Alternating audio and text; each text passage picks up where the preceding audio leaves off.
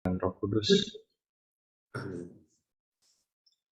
Tuhan, kami bersyukur atas rahmat di hari yang baru ini. Kami mohon berkat dan bimbingan-Mu agar kami dapat menjalani kelas hari ini dengan baik, dengan hati yang terbuka, agar kami dapat semakin memahami wahyu-Mu lewat surat-surat Paulus ini. Dimuliakanlah nama-Mu Tuhan, kini dan sepanjang masa. Amin. Bapa, Putra, dan Roh Kudus. Amin.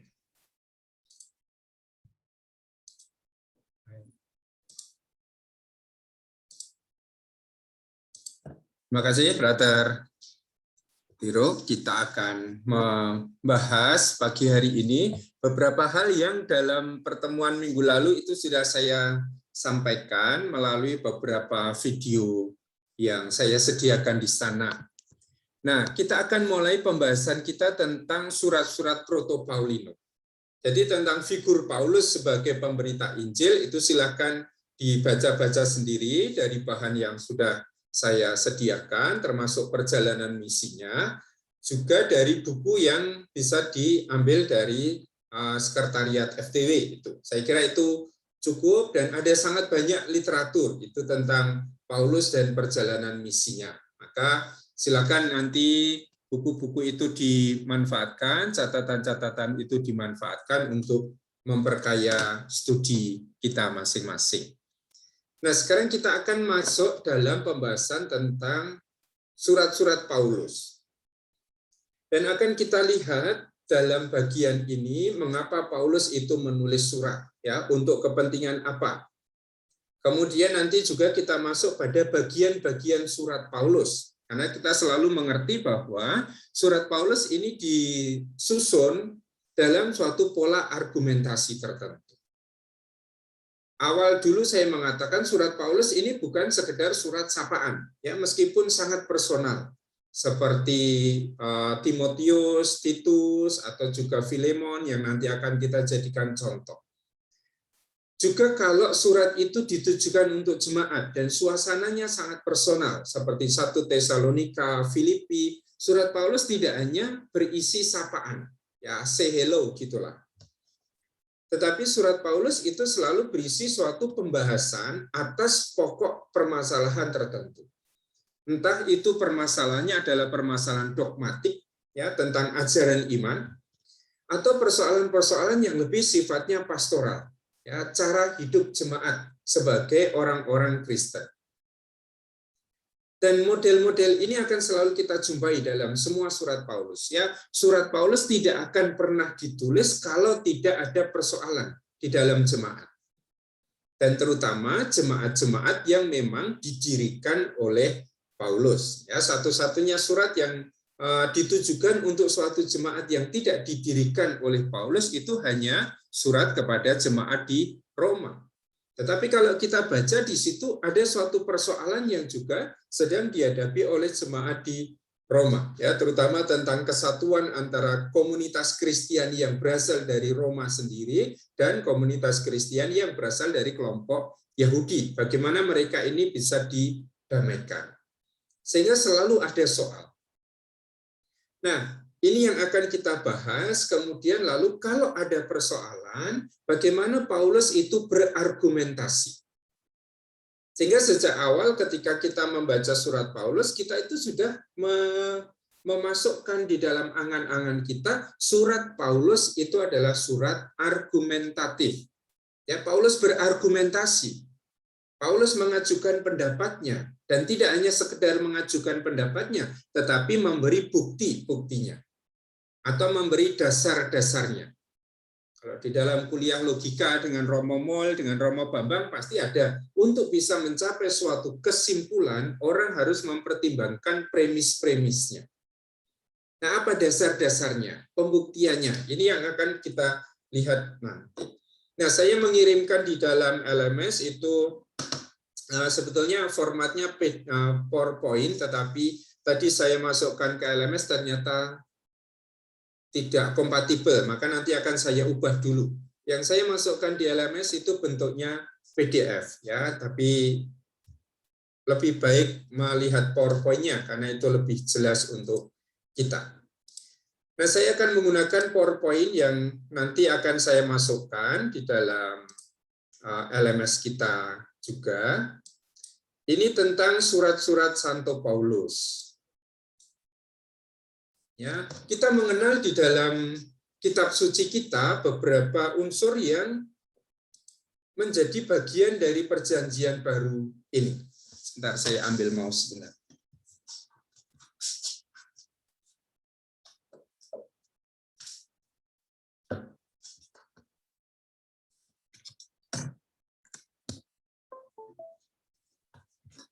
Ya, ada Injil yang sudah kita kenal, 4 Injil itu. Ini pasti menjadi bagian yang fundamental juga di dalam perjanjian baru kita. Ya, tulisan perjanjian baru yang jenis sastranya Injil, berarti mengisahkan berita gembira, kabar gembira tentang Yesus.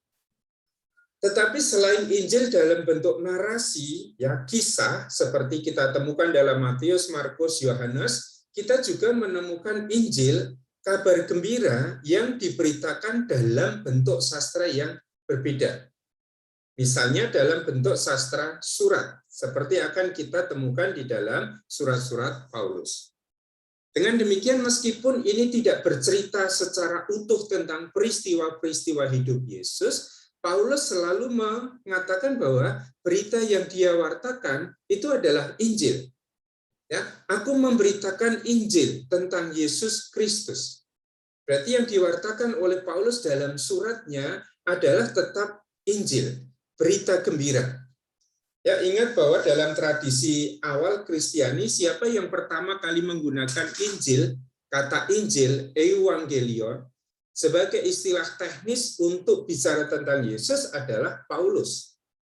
Ya, baru kemudian penggunaan kata ini diambil oleh Markus misalnya untuk mengawali Injilnya.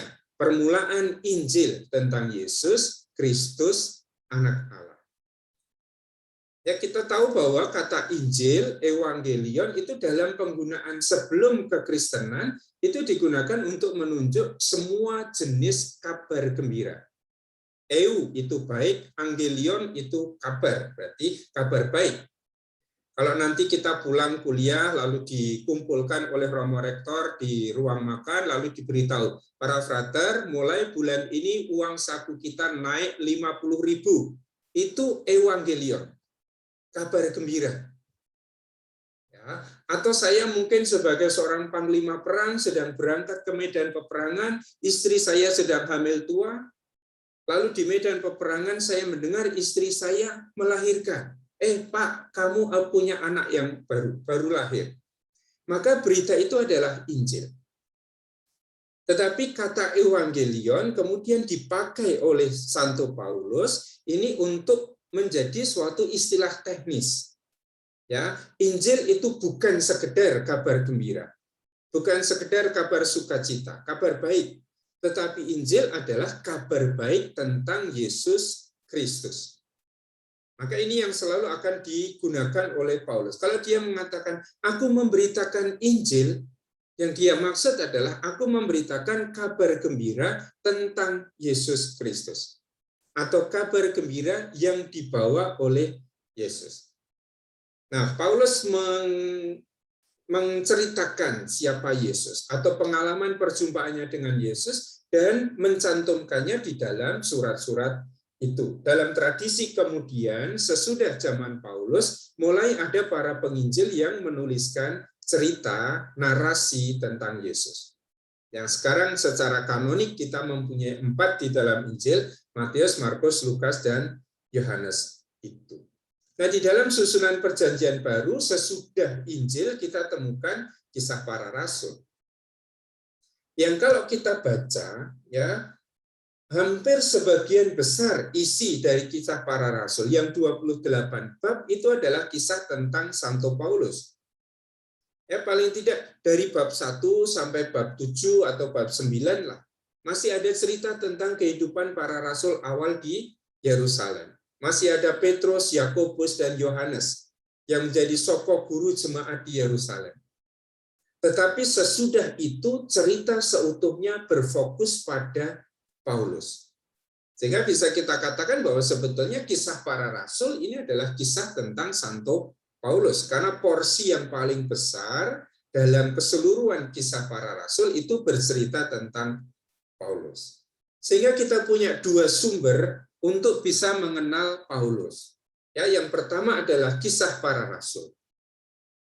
Nah, kalau kita menggunakan kisah para rasul, berarti apa yang diceritakan di situ tidak diceritakan dari perspektifnya Paulus.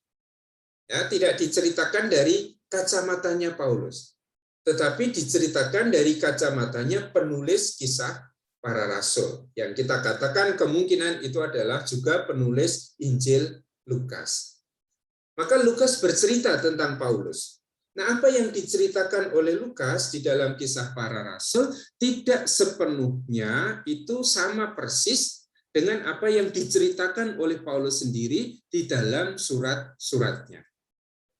Ya, maka ini perbedaan pandangan. Ya, satu peristiwa ketika diceritakan oleh orangnya sendiri dan ketika diceritakan oleh orang lain pasti juga sudah berbeda. Karena masing-masing sudah punya penafsiran, punya kepentingan-kepentingan tertentu di dalam mengisahkan itu. Tetapi paling tidak, kalau kita membaca kisah para rasul, lalu kita tahu perjalanan Paulus gitu, yang sudah kita bahas dalam bagian yang pertama. Ya, mulai dari Asia kecil, kemudian menyeberang ke Yunani, sampai pada akhirnya nanti Paulus sampai di kota Roma. Nah, ini situasi yang bisa kita lihat di dalam kisah para rasul. Sementara di dalam surat-suratnya sendiri, Paulus itu sudah tidak terlalu peduli menceritakan peristiwa hidupnya, perjalanan dari satu kota ke kota itu. Tetapi Paulus lebih peduli untuk membahas persoalan yang sedang dihadapi oleh jemaatnya. Maka kita lihat bagian yang ini.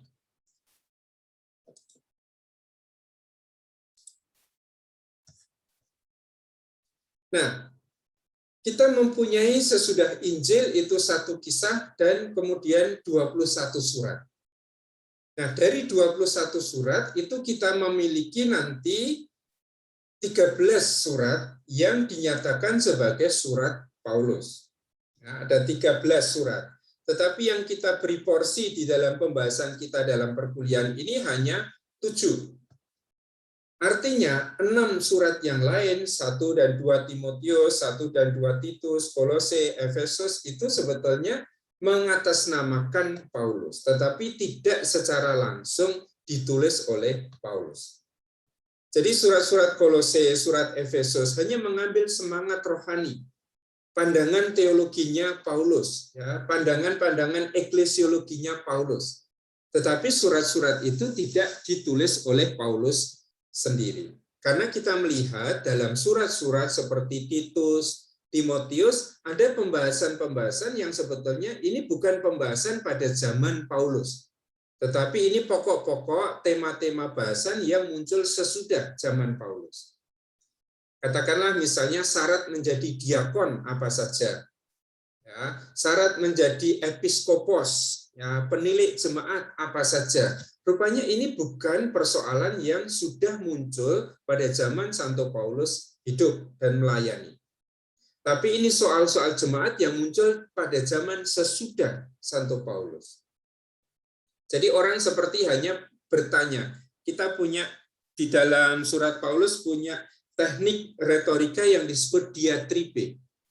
Jadi tanya jawab dengan lawan imajiner. Saya tidak punya fisik lawan saya di depan saya. Tapi saya membayangkan di depan saya itu ada lawan saya. Saya berbicara, lawan saya bertanya. Saya menjawab.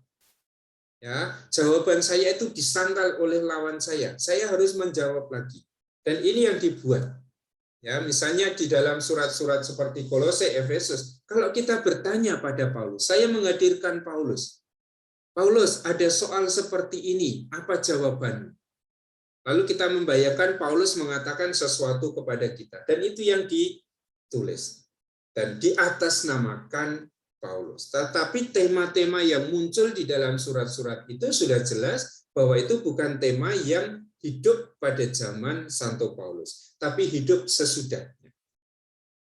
Sementara 7 surat yang lain yang mencantumkan Paulus sebagai penulisnya, itu kita yakini ditulis oleh Paulus. Maka ada 7 surat yang ditulis oleh Santo Paulus, yang kita kenal sekarang sebagai surat-surat proto-Paulino. Jadi surat-surat Paulus yang pertama, yang sisanya itu yang kita kenal sebagai Deutero-Paulino. Ya. Nah, ini yang akan kita bahas sekarang. Nah, sekarang kita lihat peta yang dulu sudah saya sampaikan. Pelayanan Paulus yang pertama itu pasti berpusat di Antiokhia. Ketika Paulus dipanggil oleh Barnabas dari Tarsus untuk datang ke Antiokhia. Dan apa yang dibuat oleh Paulus adalah membuktikan bahwa Yesus itu adalah Mesias. Nah, ini kata-kata penulis Kisah Para Rasul. Ya. Paulus itu membuktikan di hadapan orang-orang Yahudi di dalam pertemuan-pertemuan di sinagoga bahwa Yesus itu adalah Mesias. Nah, kita tentu bertanya bagaimana Paulus itu membuktikan bahwa Yesus adalah Mesias. Ya, membuktikan itu berarti berargumentasi. Ya, kalau saya misalnya mengatakan Yesus adalah Mesias, orang Yahudi akan bertanya, bagaimana kamu menjelaskan bahwa Yesus adalah Mesias? Padahal dia mati di salib, dia menghujat Allah, ya, dia tidak hidup seturut dengan adat istiadat kita. Bagaimana sang Mesias kok mati di salib? Bagaimana kamu menjelaskan itu? Nah, Paulus juga berhadapan dengan situasi itu. Nanti di 1 Korintus dia akan berhadapan dengan pertanyaan-pertanyaan itu. Bagaimana kamu menjelaskan imanmu itu? Bahwa Mesias itu mati di salib. Atau bahwa dia yang mati di salib itu kamu imani sebagai Mesias. Padahal di dalam kitab suci yang namanya orang yang mati di salib, badannya digantung di atas pohon, itu adalah orang yang dikutuk oleh Allah. Mana mungkin orang yang dikutuk oleh Allah kok diangkat menjadi Mesias? Nah, ini pertanyaan dasar kristologi yang muncul di tengah-tengah jemaat perdana. Dan Paulus itu termasuk orang yang menjadi teolog awal di dalam kekristenan, yang berusaha untuk menjawab pertanyaan-pertanyaan dogmatik yang sudah muncul di tengah-tengah jemaat perdana. Sehingga kalau menurut Kisah Para Rasul dikatakan di Antiokhia itu Paulus membuktikan, ya, dengan berani membuktikan bahwa Yesus adalah Mesias. Nah, ini lihat perubahan yang cukup cepat. Dari Paulus yang semula berangkat dari Yerusalem, ya, untuk mengejar-ngejar jemaat Kristiani di Damsyik, kemudian berjumpa dengan Yesus yang bangkit di Damsyik, buta, disembuhkan oleh Ananias, dan kemudian pulang ke Tarsus. Dan tahun kemudian dia sudah dipanggil oleh Barnabas, ya, untuk memberitakan Injil di Antiokhia. Dan Paulus bisa membuktikan bahwa bahwa Yesus adalah Mesias. Nah, dengan dasar-dasar apa dia membuktikan itu? Nah, kalau kita baca surat-surat Paulus, apa yang menjadi dasar pembuktian Paulus terutama adalah kitab suci. Ya, Paulus akan mengambil lagi teks-teks perjanjian baru untuk menjelaskan bahwa Yesus adalah Mesias. Bahwa dia yang wafat, disalib, dan bangkit itu adalah Kristus, Sang Mesias, pilihan Allah. Nah, dengan demikian kita akan tahu bahwa Paulus ini orang yang sangat tahu yang namanya kitab suci. Maka sekarang kita buka apa yang juga sudah saya siapkan di bahan teks yang kali lalu kita baca. Kita buka surat kepada jemaat di Filipi.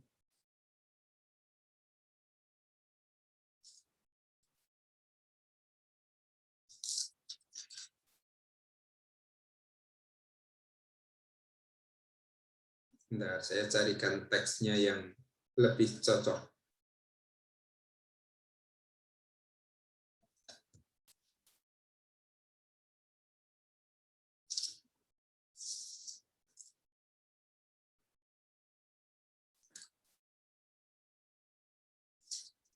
Kita buka dulu surat kepada jemaat di Galatia bab 1 ayat 11. Galatia bab 1 ayat 11 dan seterusnya sampai ayat 24. Minta tolong salah satu membacakan. Togar, kamu bisa membacakan ayat 1 sampai 24. Ayat 11, Rom. Iya, ayat 11. Sebab aku menegaskan kepadamu, saudara-saudaraku, bahwa Injil yang kuberitakan itu bukanlah Injil manusia, karena aku bukan menerimanya dari manusia, dan bukan manusia yang mengajarkannya kepadaku, tetapi aku menerimanya oleh penyataan Yesus Kristus. Sebab kamu telah mendengar tentang hidupku dahulu dalam agama Yahudi. Tanpa batas aku menganiaya jemaat Allah dan berusaha membinasakannya. Dan di dalam agama Yahudi, aku jauh lebih maju dari banyak teman yang sebaya dengan aku di antara bangsaku, sebagai orang yang sangat rajin memelihara adat istiadat nenek moyangku. Tetapi waktu Ia, yang telah memilih aku sejak kandungan ibuku, dan memanggil aku oleh kasih karunia-Nya, berkenan menyatakan anaknya di dalam aku, supaya aku memberitakan Dia di antara bangsa-bangsa bukan Yahudi. Maka sesaat pun aku tidak minta pertimbangan kepada manusia. Juga aku tidak pergi ke Yerusalem mendapatkan mereka yang telah menjadi rasul sebelum aku. Tetapi aku berangkat ke tanah Arab dan dari situ kembali lagi ke Damsyik. Lalu, 3 tahun kemudian aku pergi ke Yerusalem untuk mengunjungi Kefas, dan aku menumpang 15 hari di rumahnya. Tetapi aku tidak melihat seorang pun dari rasul-rasul yang lain, kecuali Yakobus, saudara Tuhan Yesus. Di hadapan Allah kutegaskan, apa yang kutuliskan kepadamu ini benar. Aku tidak berdusta. Kemudian aku pergi ke daerah-daerah Syria dan Kilikia. Tetapi rupaku tetap tidak dikenal oleh jemaat-jemaat Kristus di Yudea. Mereka hanya mendengar bahwa Ia yang dahulu menganiaya mereka sekarang memberitakan iman yang pernah hendak dibinasakannya. Dan mereka memuliakan Allah karena aku. Nah, kalau kita mengikuti kisah Paulus di dalam suratnya di Galatia ini, lalu ada perubahan yang begitu cepat. Begitu Paulus itu dipanggil oleh Yesus yang bangkit menerima penglihatan di Damsyik itu, langsung Paulus pergi, dikatakan pergi ke tanah Arab.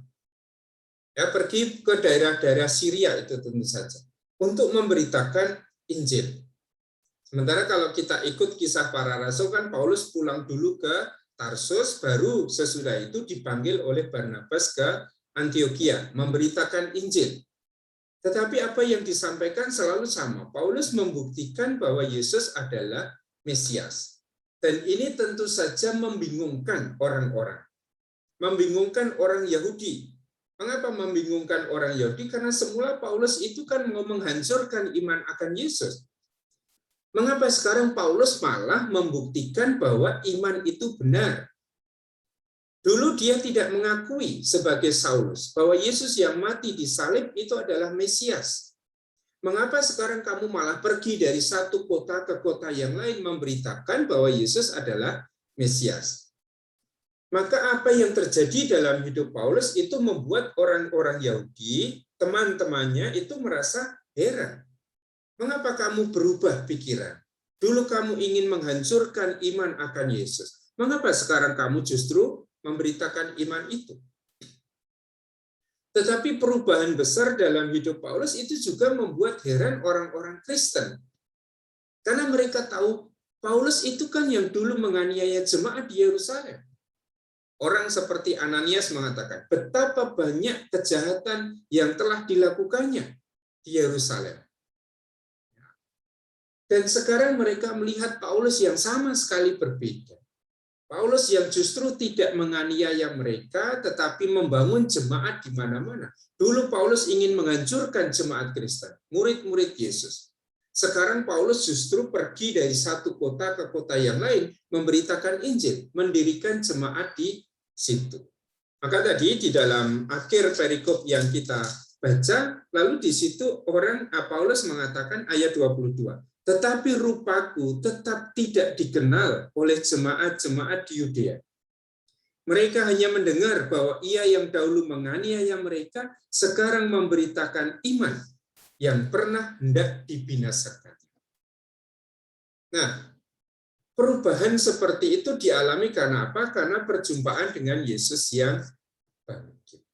Nah, apakah Paulus itu bisa masuk dalam pengalaman seperti itu? Rupanya di balik pengalaman Paulus itu ada pemahaman yang baik akan kitab suci Perjanjian Lama. Maka lihat di dalam ayat-ayat sebelumnya, bagaimana hidup Paulus sebagai seorang Yahudi, dia ceritakan di situ. Kali lalu kan saya mengatakan, sebelum Paulus menjadi seorang Kristen, misionaris Kristen yang hebat, dia sudah lebih dahulu menjadi seorang Yahudi yang hebat. Kehebatan Paulus sebagai seorang Yahudi tampil di sini, ayat 13. Sebab kamu telah mendengar tentang hidupku dahulu dalam agama Yahudi.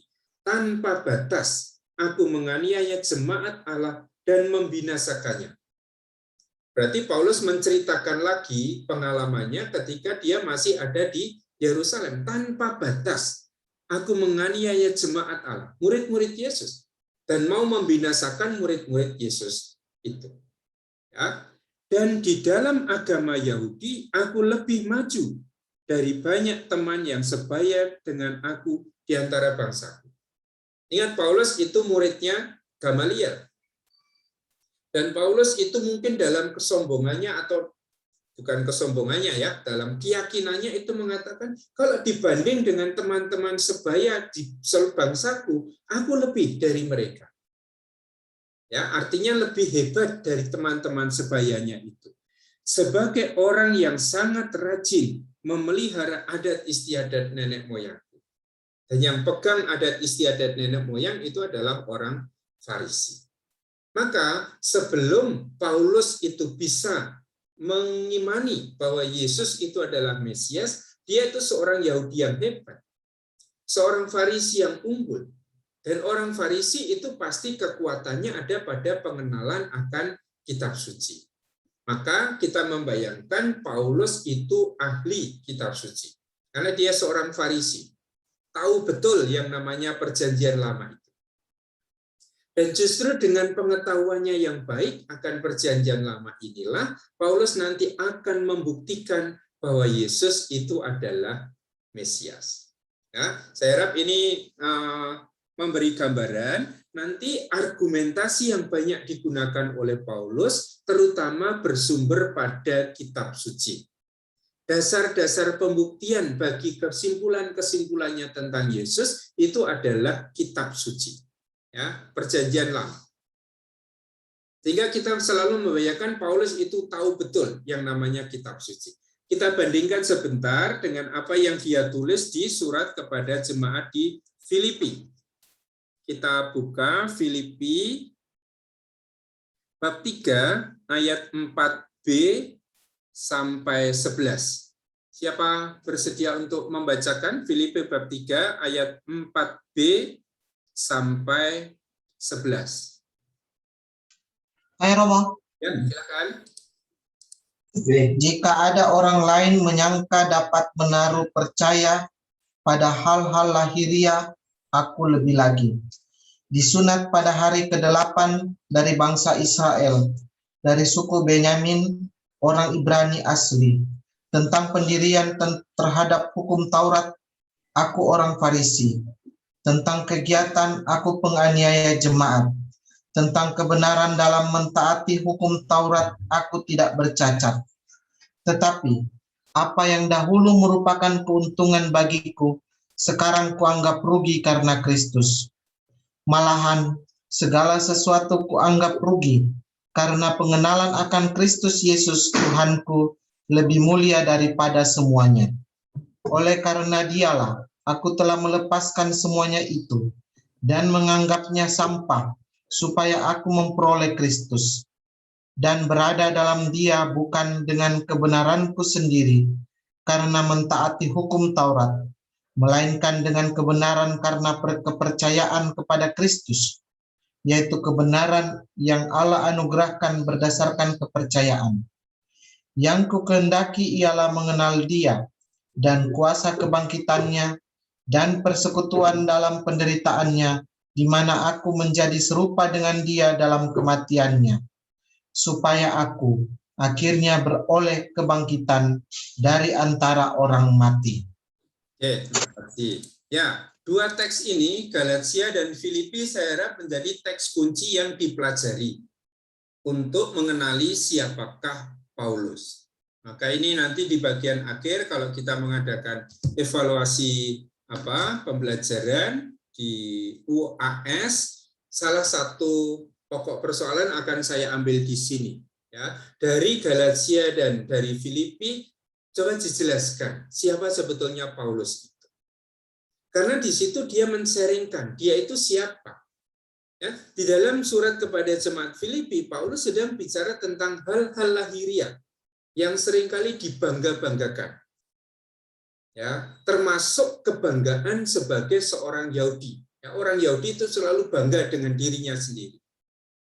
Nah, sekarang Paulus menjelaskan, jika ada orang menyangka dapat menaruh percaya pada hal-hal lahiriah, aku lebih lagi. Maka Paulus itu orang yang tidak mau kalah dengan orang lain. Ya, kalau kamu bangga pada dirimu sendiri sebagai orang Yahudi, aku lebih lagi.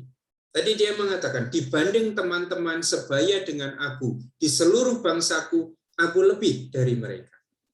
Ya, maka lebihnya dari mana? Disunat pada hari yang ke-8.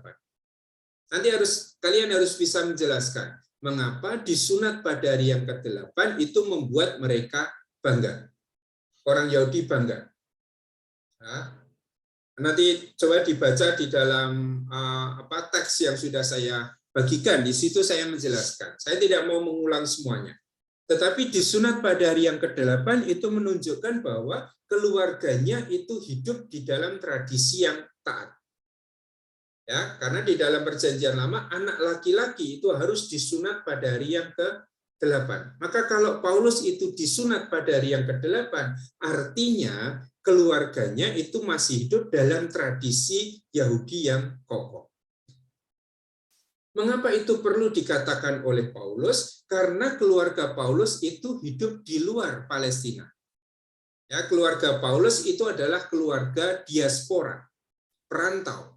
Nah, Paulus mau mengatakan, meskipun keluargaku ini dirantau jauh dari Yerusalem, keluargaku tetap hidup sebagai keluarga Yahudi yang taat. Buktinya apa? Aku disunat pada hari ke-8. Padahal orang-orang di Tarsus itu orang bukan Yahudi dan tidak mempunyai tradisi sunat. Maka disunat pada hari yang ke-8 itu tanda bahwa keluargaku ini adalah keluarga Yahudi yang hebat. Dari bangsa Israel, dari suku Benyamin, orang Ibrani asli. Mengapa ada kebanggaan soal Ibrani asli? Dan ini artinya sebetulnya adalah saya masih berbicara bahasa Ibrani, saya masih berbicara bahasa Aram. Nah, meskipun saya tinggal di perantauan, tetapi saya masih mengerti bahasa nenek moyang saya, bahasa Aram itu. Tentang pendirian terhadap hukum Taurat, aku orang Farisi. Maka sekali lagi kita jumpai informasi dari Paulus sendiri bahwa dia itu orang Farisi. Dalam surat kepada jemaat di Galatia tadi juga dikatakan, dalam hal berpegang pada tradisi nenek moyang, aku tidak bercacat. Yang siapa yang berpegang pada tradisi nenek moyang adalah kelompok Farisi. Dan di sini Paulus sekali lagi mengatakan, aku ini orang Farisi. Dalam hal ketaatan pada hukum Taurat, aku orang Farisi. Tentang kegiatan, aku penganiaya jemaat. Nah, dia menceritakan lagi pengalaman masa lalunya ketika di Yerusalem, dia mengejar-ngejar jemaat itu. Dan dia tidak malu mengatakan kepada jemaat Kristen yang didirikannya bahwa dulu aku mengejar-ngejar jemaat. Ya. Lalu informasi yang terakhir, tentang kebenaran dalam hal mentaati hukum Taurat, aku tidak bercacat. Ya, semua aturan yang ada di dalam Taurat itu sudah kuikuti. Kesimpulan kita apa? Paulus itu seorang Yahudi yang top, seorang Yahudi yang hebat. Dan hanya karena dia seorang Yahudi yang hebat, seorang Farisi yang sungguh mengerti kitab suci, dia bisa membuktikan bahwa Yesus yang wafat disalib dan bangkit itu adalah Mesias. Nah, dengan penjelasan saya selama setengah jam ini, saya hanya mau mengatakan apa dasar Paulus untuk mengatakan bahwa Yesus adalah Mesias. Ya, dasar pertama adalah kitab suci. Dan selalu yang dia jadikan alasan atau premis atau pembuktian atas pendapatnya itu selalu adalah kitab suci. Nah, pelan-pelan nanti kita kalau membaca surat-surat Paulus selalu akan membaca juga mana teks-teks kitab suci yang diambil oleh Paulus untuk menjelaskan bahwa Yesus adalah Mesias. Mana teks-teks kitab suci yang diambil oleh Paulus untuk mendukung gagasannya. Ya, ide-idenya. Nah, ini nanti pelan-pelan kita baca sambil kita membaca surat-surat Paulus. Baik, saya berhenti sebentar. Apakah ada pertanyaan? Atau dari hasil belajar selama beberapa minggu ini ada hal-hal yang menarik untuk didiskusikan? Silakan.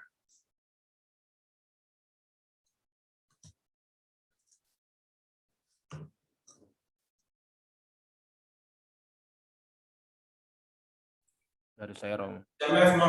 Ya, silakan. Brian lebih dahulu, kemudian nanti ke CM. Ya saya memang ketika menonton video dan sambil membayangkan apa yang dialami oleh Paulus, saya ngelihat ya memang perubahan yang sangat luar biasa gitu, Romo.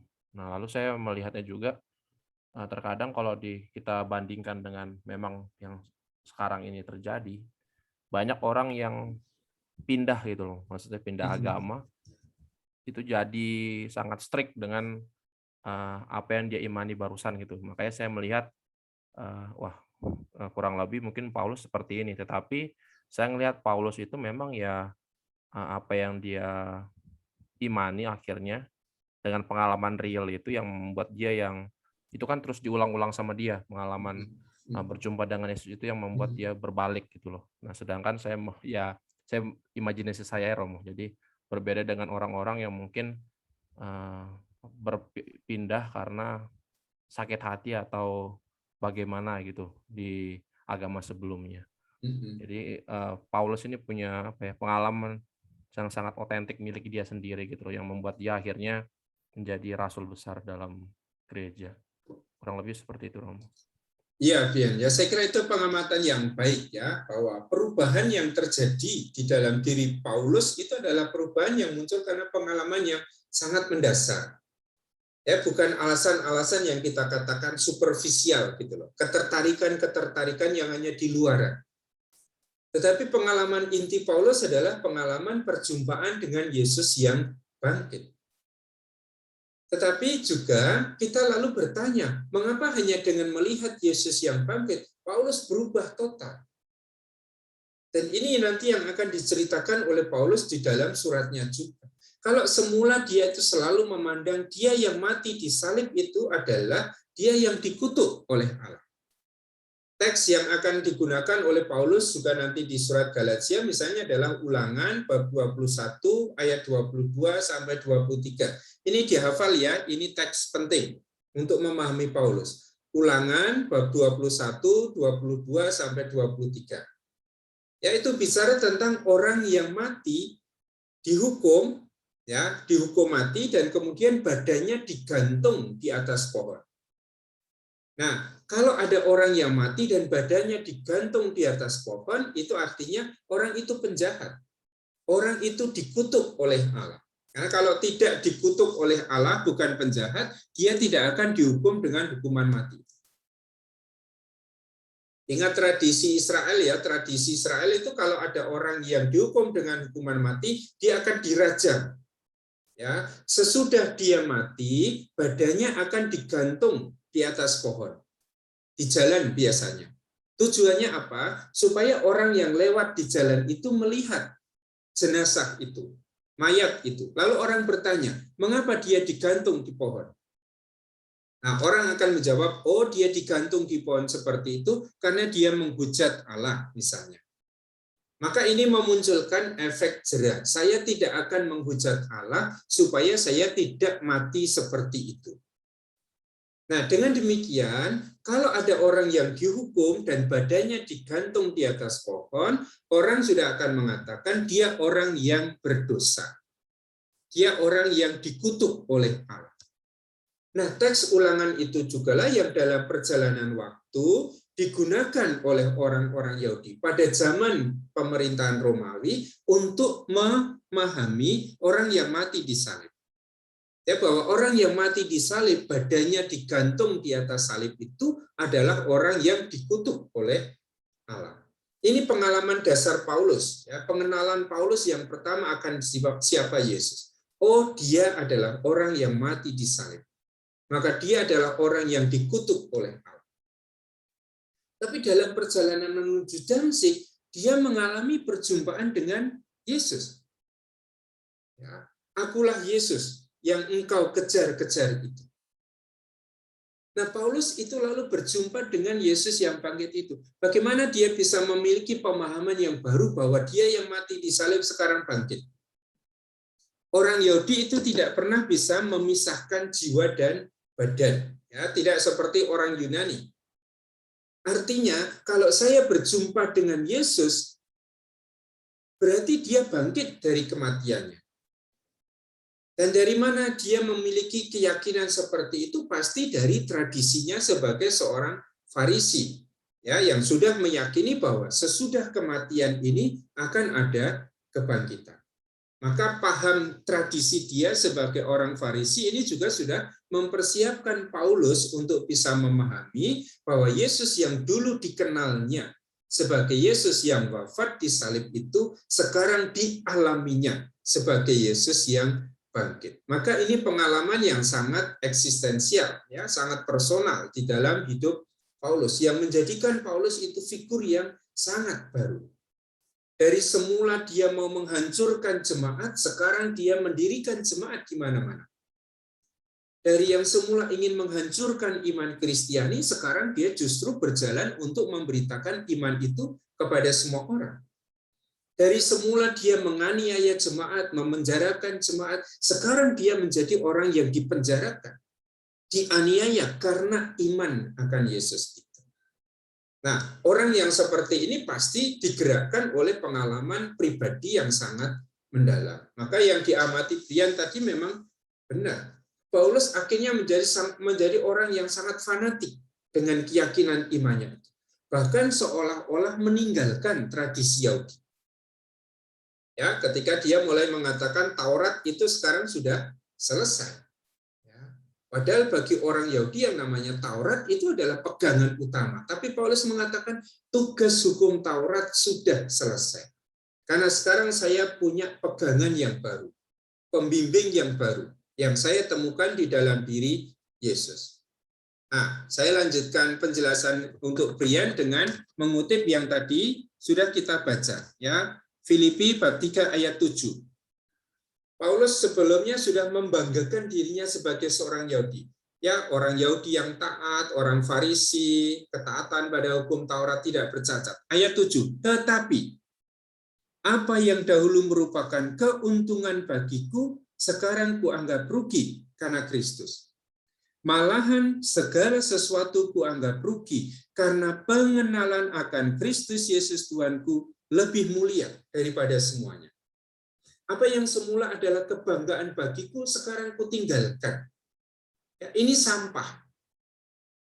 Mengapa saya anggap sampah? Karena pengenalan akan Kristus Yesus Tuhanku lebih mulia daripada semuanya. Oleh karena dialah aku telah melepaskan semuanya itu dan menganggapnya sampah, supaya aku memperoleh Kristus dan berada di dalam Dia, bukan dengan kebenaranku karena mentaati hukum Taurat, melainkan dengan kebenaran karena kepercayaan akan Kristus. Ini berarti dia juga sudah mengubah pandangannya. Sebagai seorang Yahudi, sebagai seorang Farisi, dia berpandangan bahwa keselamatan itu dia peroleh karena ketaatan pada Taurat. Ya, dia dibenarkan karena mentaati Taurat. Sekarang sesudah berjumpa dengan Yesus yang bangkit, dia mengatakan, saya ini dibenarkan, diselamatkan, bukan karena saya mentaati Taurat, tetapi karena saya menaruh iman saya pada Yesus. Dan itu akan dia bahas lagi terutama nanti di surat kepada jemaat di Galatia, surat kepada jemaat di Roma. Seolah-olah Paulus itu meninggalkan begitu saja masa lalunya sebagai seorang Yahudi. Nah, dalam tradisi gereja, lalu peristiwa ini disebut atau dirayakan sebagai pertobatan Paulus. Coba lihat kalian yang belajar surat Paulus. Cari pengalaman Paulus. Di dalam surat-suratnya, juga di dalam kisah para rasul. Apakah Paulus pernah menyebut bahwa dia bertobat pada peristiwa Damsyik itu? Kalau bertobat itu bertobat dalam arti apa? Apakah dari seorang pendosa lalu menjadi orang yang suci? Dalam hal apa Paulus itu pendosa sebelumnya? Karena dalam hal ketaatan pada Taurat, aku tidak bercacat. Dibanding dengan teman-teman sebaya di seluruh bangsaku, aku lebih hebat dari mereka. Maka kita tidak bisa membayangkan bahwa sebelumnya Paulus itu orang berdosa yang kemudian berubah secara moral, secara religius menjadi baik.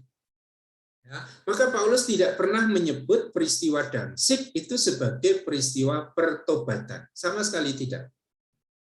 Tapi peristiwa Damsyik itu adalah peristiwa ketika dia menerima penugasan yang baru dari Allah. Ya, menerima kekuatan yang baru dari Allah. Untuk suatu tugas memberitakan Injil. Ya, maka ini yang tadi diamati oleh Brian itu saya kira baik untuk diperkembangkan. Ya, pengalaman Damsyik itu membawa suasana semangat hidup baru dalam diri Paulus. Sebentar kita istirahat sebentar 5 menit ya, saya ambil minum sebentar sambil cerita atau mencari pertanyaan yang lain.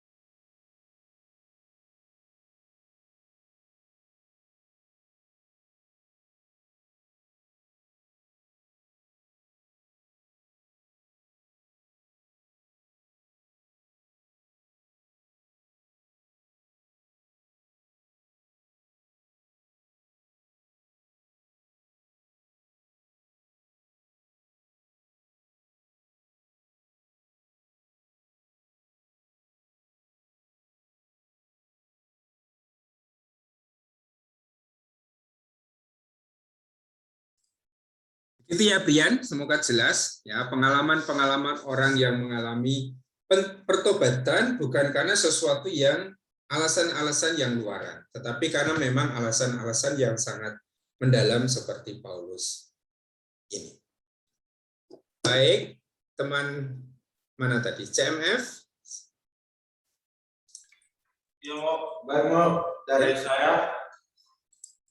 Kalau kita membaca surat-surat Paulus, baik yang ditulis sendiri oleh Paulus maupun yang ada teman-teman lain itu pada bagian awal itu, bab 1 itu selalu diawali dengan salam, dan Paulus itu mencoba menjelaskan bahwa dia adalah Rasul Kristus walaupun dengan kata yang berbeda-beda, tapi selalu itu. Apakah ini punya maksud yang sama seperti yang tadi, bahwa dia mau meyakinkan jemaat bahwa dia itu benar-benar Rasul Kristus, atau bagaimana, Mas? Sehingga itu selalu ditaruh di bagian awal. Iya. Ya, nanti kalau kita mempelajari elemen-elemen surat Paulus, kita akan kembali ke penjelasan itu. Di bagian awal itu ada yang namanya alamat. Dari siapa kepada siapa. Nah, kalau mau dikatakan secara singkat ya, dari Paulus kepada jemaat di Korintus. Ini alamatnya. Tapi Paulus itu tidak pernah hanya mengatakan dari Paulus. Selalu ada identifikasi diri. Nah, salah satu identitas yang sangat disukai oleh Paulus itu adalah rasul dan hamba. Ya, rasul Yesus Kristus atau hamba Yesus Kristus. Maka di bagian awal suratnya, Paulus itu selalu menyatakan dirinya itu siapa toh? Saya ini adalah Rasul Kristus Yesus. Ini memang identitas yang sangat disukai oleh Paulus. Selain hamba, doulos. Ya. Kalau Paulus itu ditanya, Paulus kamu itu siapa toh? Paulus akan mengatakan, aku ini adalah Rasul Kristus Yesus. Oh, atau aku ini adalah hamba Kristus Yesus. Terutama nanti di surat di mana identitas Paulus sebagai Rasul itu dipertanyakan. Ya, surat kepada jemaat di Galatia itu problemnya adalah Paulus itu Rasul Yesus, tidak tahu. Kamu itu mewartakan Yesus ke sana kemari, tapi kamu itu Rasulnya Yesus, tidak tahu. Dia akan dibandingkan dengan orang yang namanya Apolos. Dia akan dibandingkan dengan orang yang namanya Kefas. Dia akan dibandingkan dengan orang yang namanya Kristos. Dan orang akan bertanya, kan kamu bukan salah satu dari murid Yesus. Bahkan dulu kamu mengejar-ngejar jemaat Kristiani. Berarti kamu bukan Rasul Yesus Kristus. Ya, maka lalu ketika kita membaca surat Galatia tadi ya contohnya. Nah, surat Galatia di ayat 12. Bab 1 ayat 12. Karena aku bukan menerimanya dari manusia, dan bukan manusia yang mengajarkannya kepadaku, tetapi aku menerima oleh penyataan Yesus Kristus. Paulus itu sedang menghadapi persoalan bahwa status kerasulannya dipertanyakan. Coba ya kalau orang yang mendirikan jemaat di Galatia, tetapi statusnya sebagai rasul itu diragukan, apa yang akan muncul di dalam batinnya? Ya, pasti juga ada ketidaksenangan, ada kemarahan itu. Baca surat Galatia nanti, suasananya apa? Suasananya adalah kemarahan Paulus. Karena orang meragukan Injil yang diberitakan oleh Paulus. Kamu bukan muridnya Yesus, maka Injil yang kamu beritakan bukan Injil Yesus Kristus. Sehingga dia mengatakan, sebab aku menegaskan kepadamu, saudara-saudaraku, bahwa Injil yang kuberitakan itu bukanlah Injil manusia, tetapi Injil yang kuterima dari Yesus. Nah, yang diamati tadi benar bahwa Paulus itu sering kali, tidak selalu, menyebut dirinya sebagai rasul dari Paulus, Rasul Kristus Yesus. Karena memang itu identitas diri yang sangat disukai oleh Paulus. Ketika menyebut jemaat pun, Paulus tidak cukup mengatakan kepada jemaat di Filipi, tetapi selalu ada tambahannya. Nah, kalau tidak ada tambahannya, tidak ada identifikasi diri Paulus, tidak ada identifikasi diri jemaat, kita justru harus bertanya. Mengapa Paulus hanya menyebut dari Paulus, tanpa ada keterangan yang lain? Karena pasti ada problem di situ. Ada persoalan di situ. Karena sebagian besar surat Paulus itu selalu menyatakan siapa Paulus itu. Ya, jadi itu betul bahwa di setiap awal surat Paulus, Paulus selalu mencantumkan identifikasi diri itu untuk menjelaskan siapa dirinya. Dan dua sebutan yang sangat disukai oleh Paulus untuk dirinya sendiri adalah rasul dan hamba. Aku adalah Rasul Kristus Yesus atau aku adalah hamba Kristus Yesus. Jelas yang saya maksudkan? Oke, masih ada pertanyaan atau hal lain yang perlu didiskusikan?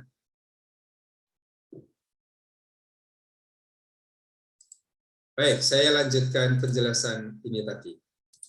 Nah, tempat pertama yang menjadi pusat pewartaan Paulus pasti adalah Antiokhia dan tidak terlalu lama ya karena di Antiokhia sendiri sudah ada jemaat Kristen yang relatif mapan.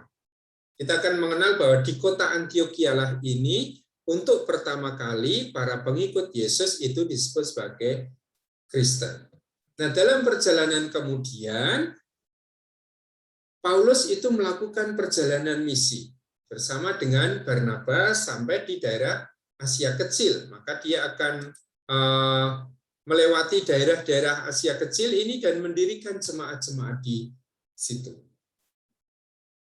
Seperti kemarin saya jelaskan di dalam video mengapa gambar Paulus di Asia Kecil saya buat agak besar, itu untuk mengingatkan kita bahwa peran Paulus di Asia Kecil ini sangat besar.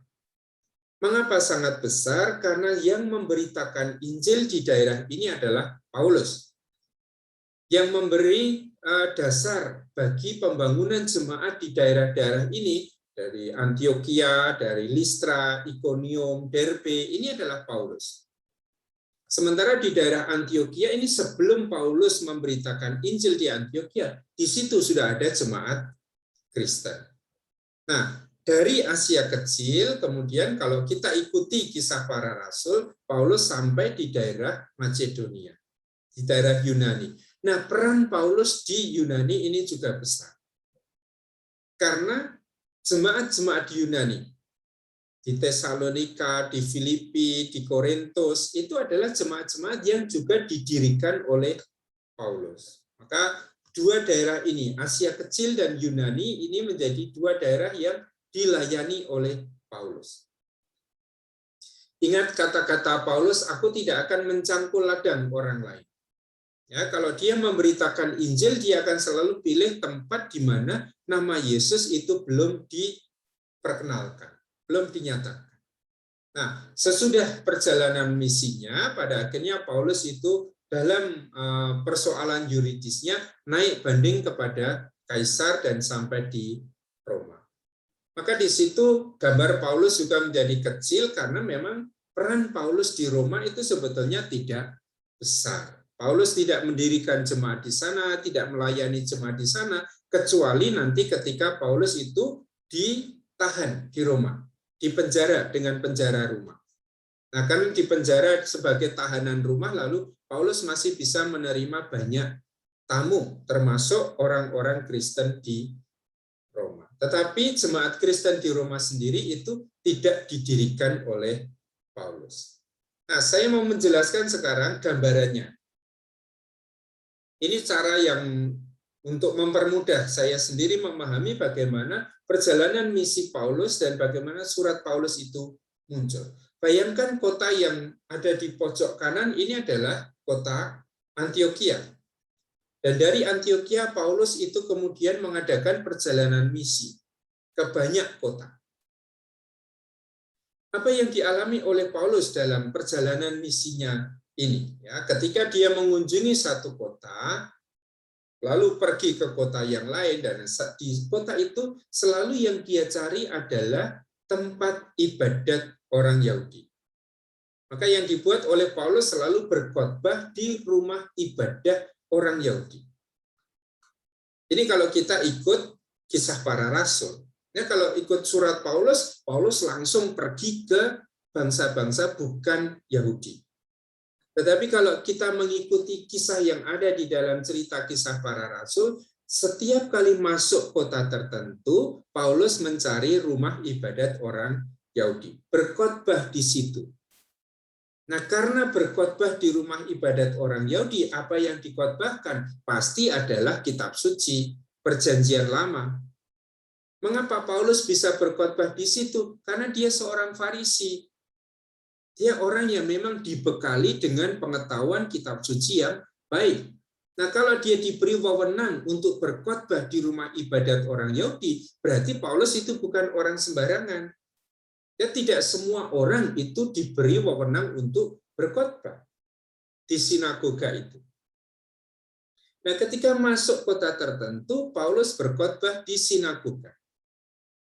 Tetapi kemudian Paulus itu berkhotbah tentang Yesus yang wafat dan bangkit. Ketika khotbahnya itu khotbah tentang Perjanjian Lama, semua oke. Ya, orang Yahudi di situ menerima. Tapi begitu Paulus berkhotbah tentang Yesus yang wafat dan bangkit, khotbahnya ini ditolak. Maka Paulus kemudian juga ditolak oleh orang-orang Yahudi di situ. Karena ditolak oleh orang Yahudi di situ, Paulus pergi dari sinagoga itu, meninggalkan orang Yahudi yang ada di situ dan kemudian berkhotbah di antara orang-orang bukan Yahudi, yang kita sebut sebagai orang-orang kafir, orang-orang setempat. Biasanya di suatu kota itu ada sinagoga. Dan di sinagoga itu berkumpul tidak hanya orang dari etnis Yahudi. tetapi juga orang-orang setempat yang sudah beragama Yahudi. Maka misalnya orang Korintus yang sudah memeluk agama Yahudi ikut beribadah di sinagoga. Nah, ketika Paulus itu berbicara tentang Yesus yang bangkit, khotbahnya ditolak oleh orang Yahudi. Tapi orang-orang bukan Yahudi yang ikut beribadah di sinagoga itu menerima pewartaan Paulus. Contohlah nanti di kota Filipi. Di kota Filipi itu ada sinagoga, berkumpul orang Yahudi. Selain orang Yahudi, ada orang setempat yang sudah memeluk agama Yahudi. Ya, yang di dalam Kisah Para Rasul disebut sebagai orang-orang yang takut akan Allah. Salah satu orang bukan Yahudi yang ada di sinagoga itu namanya Lydia. Nah, ketika Paulus berkhotbah, orang Yahudi menolak khotbah Paulus. Tapi Lydia yang bukan orang Yahudi ini percaya, menerima khotbah Paulus. Dan Lydia ini minta supaya Paulus pergi ke rumahnya. Dan Paulus pergi ke rumahnya. Lydia dan seluruh isi rumahnya dibaptis atau menjadi Kristen. Maka sekarang Paulus mengalihkan, dia tidak lagi berkhotbah di sinagoga, tetapi dia berkhotbah di rumahnya Lydia ini. Dan itu pola yang akan selalu terulang di dalam perjalanan misi Paulus. Ketika dia ditolak oleh orang Yahudi, dia justru kemudian mengarahkan khotbahnya, pemberitaannya itu kepada orang-orang bukan Yahudi. Maka dia berkhotbah di antara orang-orang kafir. Khotbahnya itu diterima, muncul jemaat di situ, di kota itu. Tetapi sesudah ada jemaat, mulai ada kehidupan komunitas Kristiani, Paulus itu selalu menghadapi tantangan dan Paulus harus melarikan diri. Pergi meninggalkan jemaat itu karena diancam. Ya, maka Paulus pergi dari satu kota ke kota yang lain.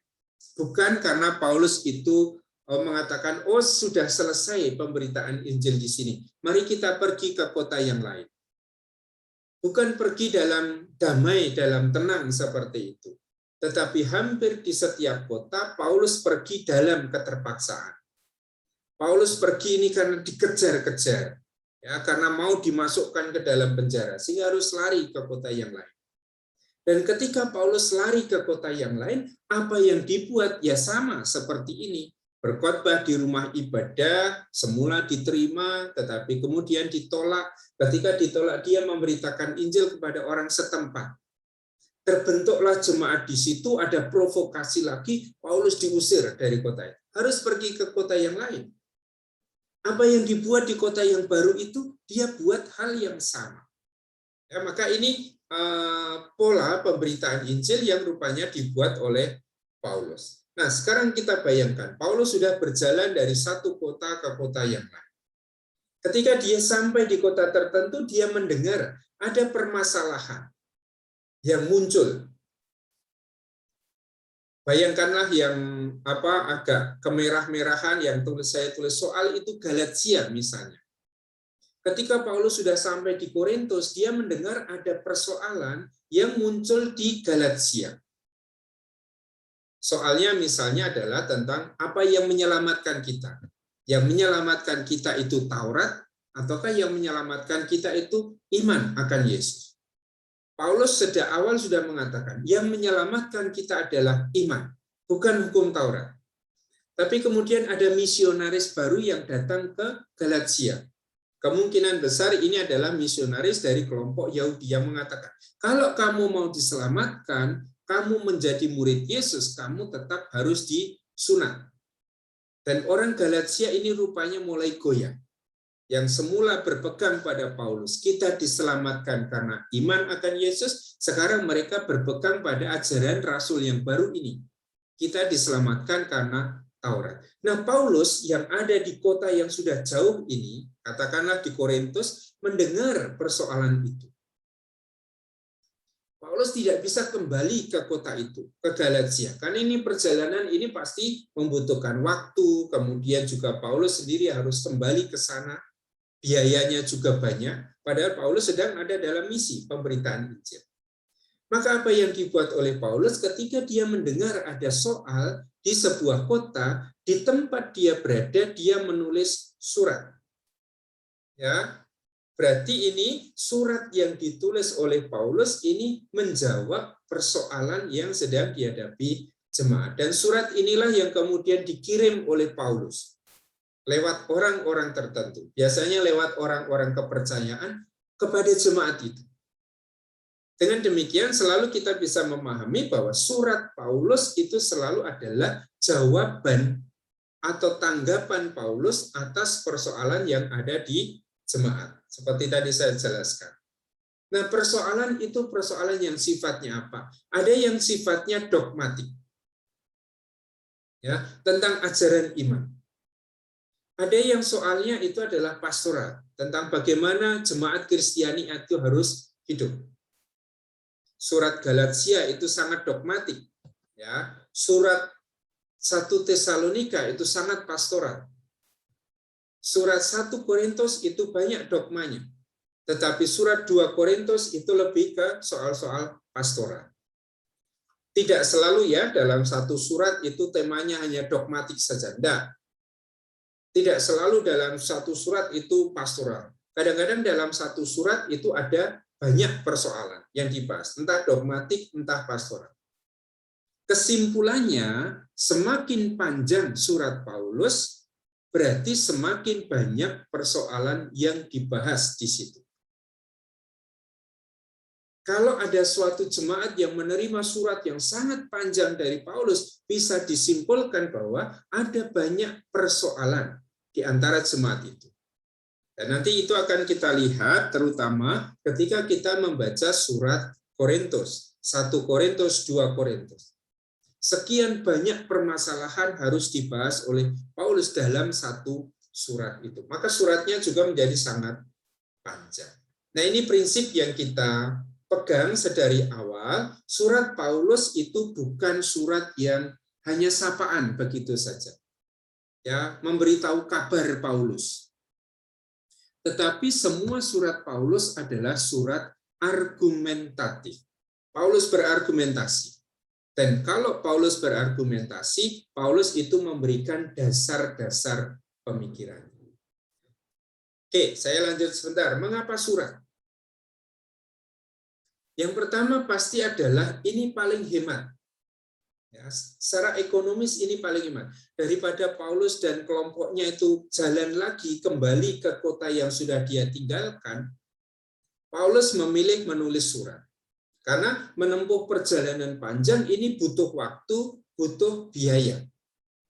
Sementara kalau menulis surat itu tinggal tulis surat lalu ada orang yang satu saja dikirim kembali ke jemaat itu. Dan Paulus bisa melanjutkan perjalanan misinya. Yang kedua adalah soal efektivitas komunikasi. Karena surat Paulus kan mau menjawab persoalan yang ada di tengah jemaat. Maka Paulus itu perlu menjawab secara personal. Ya, misalnya ketika di jemaat di Korintus itu ada soal tentang perjamuan jemaat. Orang Kristen sudah biasa untuk memecah roti bersama, kan berpindah-pindah dari satu keluarga ke keluarga yang lain. Dan di Korintus rupanya ada perpecahan di antara jemaat. Ketika mengadakan perayaan Ekaristi, memecah roti bersama, yang kaya kumpul dengan yang kaya. Yang miskin kumpul dengan yang miskin. Yang kaya membawa bekal makanan yang banyak dari rumahnya. Sementara orang-orang Kristen yang miskin, yang ada di tempat yang sama, tidak punya apa-apa. Ya, begitu mulai perjamuan, apa yang terjadi? Yang kaya makan bekalnya yang banyak ini bersama kelompok yang kaya. Yang miskin makan apa? Tidak punya apa-apa untuk dimakan. Dan orang lalu lapor kepada Paulus. Ini loh, ada praktek perjamuan Ekaristi yang seperti ini. Benar atau salah? Bagaimana pendapatmu?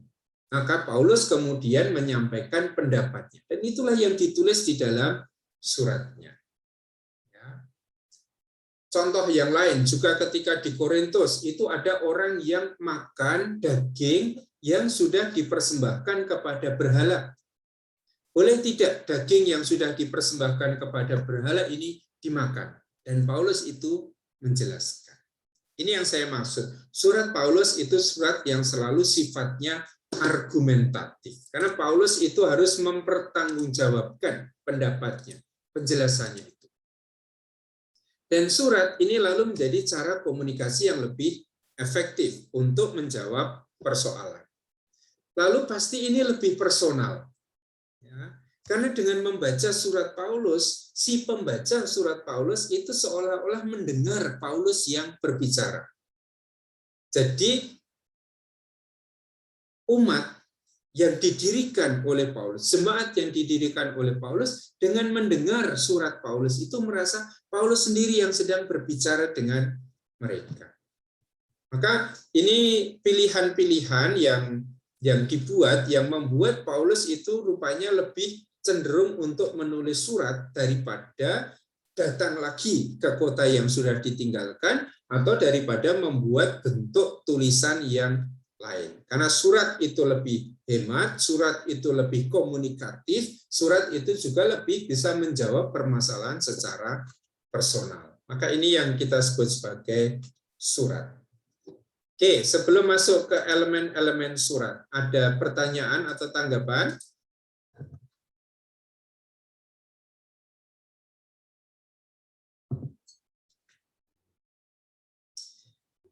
Bisa dipahami dengan baik yang saya jelaskan? Oke, sekarang kita masuk ke elemen-elemen surat. Nanti kalau ada yang mau tanya silakan raise hand di situ. Kita masuk ke bagian-bagian surat. Yang namanya surat itu kan suatu jenis sastra. Dan jenis sastra itu cirinya adalah punya elemen-elemen yang jelas. Ya, kalau mukjizat, jenis sastra mukjizat ada elemen-elemen yang khusus. Jenis misalnya legenda ada elemen-elemen sastra yang khusus. Begitu juga surat. Apa yang khusus di dalam surat-surat Paulus ini? Ya. Di dalam banyak surat Paulus, kita selalu menemukan apa yang tadi kita sebut sebagai persoalan jemaat. Maka kalau kita membaca surat Paulus, coba dicermati persoalan apa yang sedang dihadapi jemaat. Nah, persoalan ini tidak selalu dikatakan secara eksplisit, oh jemaat Galatia sedang menghadapi pertengkaran tentang apa yang menyelamatkan. Jemaat di Korintus sedang menghadapi konflik tentang macam-macam karunia dalam roh. Tidak dijelaskan seperti itu. Hanya dengan membaca surat itu secara teliti, kita bisa menebak sebetulnya apa yang sedang menjadi persoalan jemaat. Dengan demikian, persoalan jemaat ini hanya bisa kita baca dari apa? Dari tanggapan atau jawaban Paulus. Karena surat Paulus itu sebetulnya adalah tanggapan atau jawaban Paulus. Nah, dari membaca tanggapan atau jawabannya, kita bisa memperkirakan apa persoalan yang ada dalam jemaat. Maka kalau nanti membaca surat Korintus misalnya, kita harus tahu Paulus ngomong tentang ini. Ya, ngomong tentang perjamuan jemaat. Lalu kira-kira apa persoalannya? Paulus di dalam surat 1 Korintus 12-14 bicara tentang macam-macam karunia dalam satu roh. Nah, sebetulnya apa yang sedang muncul di tengah-tengah jemaat? Sehingga Paulus harus bicara tentang macam-macam karunia dalam satu roh. Menggambarkan bahwa kita ini adalah bagian-bagian tubuh yang disatukan oleh kepala. Ini penting nanti kalau kita membaca surat Paulus. Tanpa mengetahui persoalan yang ada di dalam jemaat, kita tidak akan bisa mengetahui mengapa Paulus berbicara seperti itu. Tapi persoalan dalam jemaat ini hanya bisa kita kenali dari jawaban atau tanggapan Paulus di dalam surat itu. Maka ini usaha kita untuk menganalisa. Ya, ini usaha kita untuk membaca secara kritis surat-surat Paulus itu. Nah, di dalam elemen-elemen ini lalu tadi saya katakan persoalan jemaat itu bisa sifatnya dogmatik tentang ajaran iman, bisa juga soal pastoral, tata cara hidup jemaat. tanggapan Paulus itu selalu berusaha untuk mengatakan apa pendapatnya. Dan sekali lagi Paulus tidak hanya menyatakan apa pendapatnya. Misalnya, apa yang menyelamatkan kita? Taurat ataukah iman? Paulus mengatakan iman. Lalu Paulus akan ditanya, mana buktinya bahwa kita ini diselamatkan karena iman? Nah, Paulus kemudian harus mencari pembuktiannya. Pembuktiannya diambil dari mana? Dari kitab suci. Karena Paulus sebetulnya adalah orang Farisi yang sangat kenal kitab suci. Bicara dengan orang Yahudi itu tidak akan meyakinkan kalau tidak mengutip kitab suci. Ya, sehingga jawaban Paulus itu harus punya dasar-dasarnya. Pembuktiannya, nanti istilahnya adalah pistis. Ada pemecahan masalah dan kemudian ada bukti-buktinya. Ini yang nanti kita lihat. Nah, sekarang elemennya. Apa yang digunakan oleh Paulus dalam menulis surat-suratnya adalah apa yang kita kenal sebagai pola surat Yunani. Pola epistolari Yunani. Satu surat di dalam tradisi Yunani itu punya beberapa bagian. Yang pertama adalah pembuka, yang kedua tubuh, yang ketiga adalah penutup. Ini selalu ada. Tadi yang ditanya tentang alamat itu pasti ada di bagian pembuka. Seperti kita lah, kalau kita menulis surat, apalagi surat yang resmi, itu pasti ada bagian-bagiannya. Ya, Yogyakarta, 14 September 2021, itu kemungkinan pertama ada di bagian yang paling atas. Kepada yang terhormat Romo Rektor, di tempat, dengan hormat. Lalu kita menulis isi suratnya. Di bagian terakhir kita membuat penutup. Ya, berterima kasih atas perhatiannya, kemudian salam penutup dan tanda tangan. Nama jelas. Itu urutan-urutannya. Dan orang selalu akan menantikan urutan yang seperti itu. Maka juga surat Yunani itu punya pola yang sama. Ini saya buat tahun lalu, maka ya saya buat sebagai contoh seperti ini. Masih ada di, harusnya saya ganti. Bentar.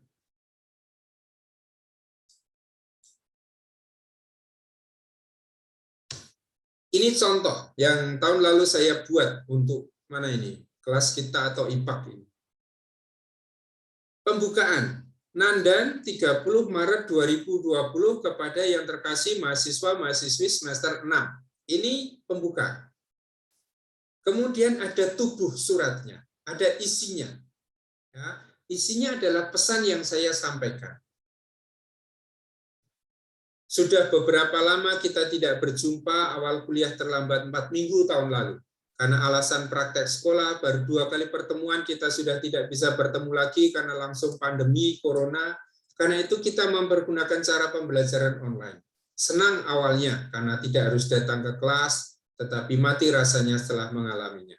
Diminta tinggal di rumah supaya tidak terjangkit virus corona, tetapi malah mati tertindih tugas-tugas online. Jagalah selalu kesehatan. Ini isi surat saya. Dan bagian yang terakhir adalah bagian penutup. Ya, berkat Tuhan menyertai. Lalu tanda tangan saya. Berarti ini adalah pola yang sangat umum dijumpai di dalam surat-surat Paulus. Nah, sekarang apa yang menjadi isi dari pembukaan? Setiap kali Paulus mengawali suratnya, dia selalu memberikan alamat dari siapa kepada siapa. Yang kedua adalah salam. Yang sekarang salamnya itu banyak kita akomodasi dan kita pergunakan di dalam perayaan-perayaan Ekaristi. Nanti kita lihat contohnya. Yang ketiga, ucapan syukur. Jadi sebelum Paulus masuk dalam pembahasan di dalam suratnya, Paulus itu selalu mengucap syukur. Kalau ada surat yang tidak ada ucapan syukurnya, kita harus hati-hati. Mengapa Paulus tidak mengucap syukur di situ? Padahal biasanya mengucap syukur. Biasanya ada doa. Mengapa Paulus tidak ada doa di situ? Nah, kalau ada sesuatu yang lobang, yang biasanya ada tetapi tidak ada, jangan dilewati begitu saja. Kita justru harus tanya, mengapa ini tidak ada? Selalu kita katakan perbedaan itu selalu adalah sumber dari kebaruan. Ya, perbedaan itu selalu membuat kita harus bertanya, mengapa berbeda? Biasanya bersyukur, kok tidak bersyukur? Biasanya di awal surat dia berdoa, mengapa ini tidak berdoa? Dan itu sudah memberi indikasi tertentu akan apa yang nanti dikatakan oleh Paulus. Ya, maka ada alamat, ada salam, ada ucapan syukur, ada doa. Di dalam alamat, ini yang tadi sudah mulai disebut. Paulus selalu mengatakan dari siapa kepada siapa. Dan yang penting di sini juga adalah identifikasi diri ini. Paulus tidak hanya mengatakan dari Paulus, tetapi selalu ada keterangan. Ya, sekarang coba dilihat di surat kepada jemaat di Filipi. Bagian pembukaannya, alamatnya. Filipi bab 1 ayat 1. Dari Paulus dan Timotius, hamba-hamba Kristus Yesus. Sehingga dari siapa? Dari Paulus dan Timotius. Identitas Paulus itu siapa? Hamba-hamba Kristus Yesus. Maka tadi saya katakan dua identitas yang sangat disukai oleh Paulus itu adalah rasul dan hamba. Aku ini adalah rasul, aku ini adalah hamba. Kepada siapa? Kepada semua orang kudus dalam Kristus Yesus di Filipi, dengan para penilik jemaat dan diaken. Ya, sebetulnya Paulus itu kan bisa mengatakan kepada jemaat di Filipi, tetapi dia memberi identitas khusus untuk jemaat di Filipi. Mereka adalah semua orang kudus dalam Kristus Yesus di Filipi. Sehingga identitas mereka adalah mereka semua adalah orang kudus di dalam Kristus Yesus. Nah, dengan mencermati identifikasi diri ini, juga identifikasi jemaat, kita sebetulnya sudah diantar oleh Paulus untuk mengetahui apa isi surat Paulus. Maka sejak awal kita membaca surat Paulus sudah harus membaca secara cermat. Kalau Paulus bicara tentang hamba-hamba Kristus Yesus, maka nanti isi suratnya kemungkinan besar adalah Paulus menampilkan dirinya sebagai contoh menjadi hamba Kristus. Ya, kalau Paulus bicara tentang dirinya sebagai rasul Kristus Yesus, kemungkinan besar di dalam suratnya persoalan yang sedang dibahas adalah soal kerasulannya. Bedakan dengan surat kepada jemaat di Galatia misalnya sebelumnya. Bab 1 ayat 1. Perhatikan identifikasi diri Paulus. Dari Paulus seorang rasul. Masih ada keterangan panjang sekali. Bukan karena manusia, juga bukan oleh seorang manusia, melainkan oleh Yesus Kristus dan Allah Bapa yang telah membangkitkan dia dari antara orang mati. Paulus tidak hanya mengatakan dari Paulus rasul Yesus Kristus. Kan, perhatikan di situ. Dia mengatakan, saya ini rasul, bukan karena manusia, bukan karena seorang manusia, ya, tetapi karena Kristus Yesus. Nah, kalau ada identifikasi diri yang aneh seperti itu, kita harus berhenti dan bertanya, mengapa Paulus membuat identifikasi diri yang seperti itu? Pasti ada soal tentang kerasulannya. Nah, baru bisa kita jawab pertanyaan itu kalau kita sudah membaca keseluruhan surat itu. Oh, ternyata di dalam surat Galatia, Paulus sedang mempertanggungjawabkan status kerasulannya. Ya, dengan membaca dengan cermat identifikasi diri Paulus, identifikasi jemaat, sebetulnya kita diarahkan untuk membaca apa sebetulnya isi dari surat Paulus ini. Kemudian ada salam. Kita kembali ke surat Filipi.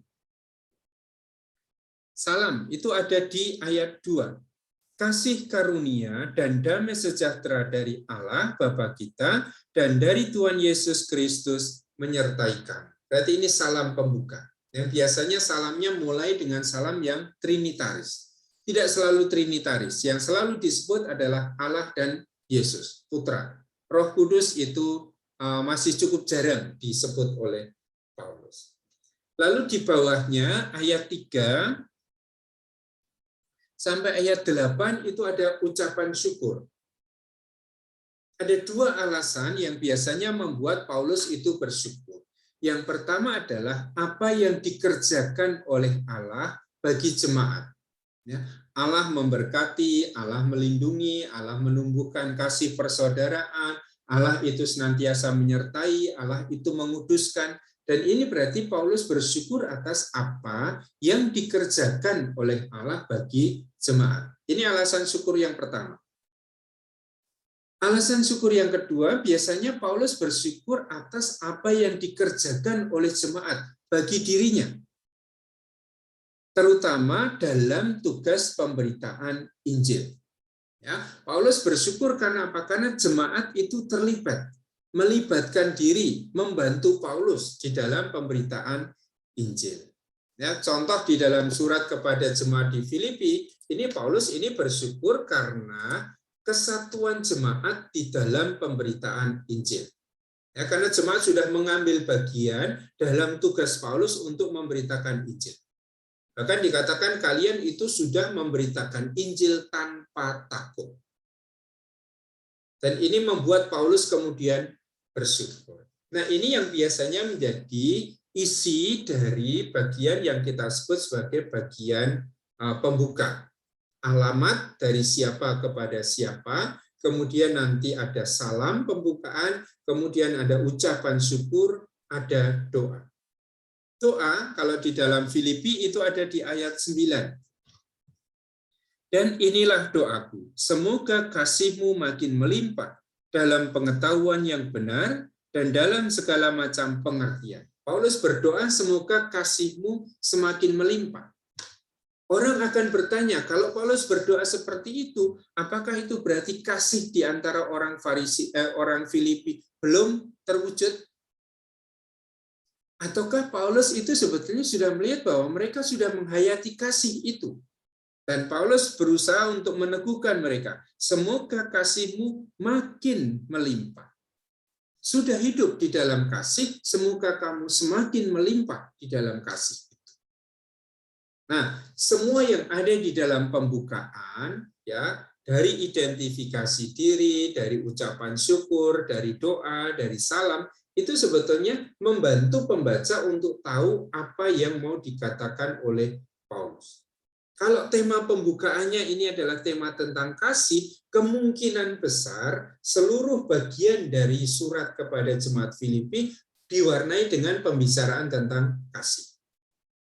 Kalau bagian pembukaannya itu soal kerasulan Paulus, kemungkinan besar soal-soal yang nanti dibahas adalah soal-soal berkaitan dengan status kerasulan Paulus. Ya, kalau yang dibahas itu soal misalnya perpecahan di tengah-tengah jemaat sudah muncul di bagian awal, kemungkinan besar nanti soal yang dibahas di dalam keseluruhan surat juga adalah situasi perpecahan jemaat. Seperti yang nanti akan kita jumpai di surat pertama kepada jemaat di Korintus. Kalau yang dibahas pertama itu adalah tentang iman, harapan, dan kasih, kemungkinan besar isi surat Paulus itu adalah tentang iman, harapan, dan kasih. Seperti nanti kita temukan di surat 1 Tesalonika. Nah, yang mau saya katakan apa? Bagian pengantar ini harus dibaca juga dengan teliti. Karena hanya dengan membaca bagian pengantar ini secara teliti, kita bisa diantar untuk memahami isinya. Nah, maka orang mengatakan, entah itu paper, entah itu skripsi, entah itu tugas-tugas apa, pengantar yang baik itu selalu mengantar pada isinya. Pengantar yang tidak baik itu adalah pengantar yang tidak membawa pembaca pada isinya untuk memahami isi. Nah, Paulus ini termasuk orang yang penulis yang hebat. Ya, tradisi penulisan Paulus ini adalah tradisi yang baik. Maka kalau dia membuat pengantar, pasti dia sudah memikirkan supaya orang yang membaca pengantar suratnya itu dibantu atau disiapkan untuk memahami apa yang nanti akan dikatakan oleh Paulus. Nah, maka dengan membaca secara teliti bagian pembukaan, alamat, salam, kemudian ucapan syukur dan doa, sebetulnya kita sudah diantar untuk mulai memahami apa yang nanti akan dikatakan oleh Paulus. Ini bagian pengantar. Ada pertanyaan soal bagian pendahuluan pembuka ini?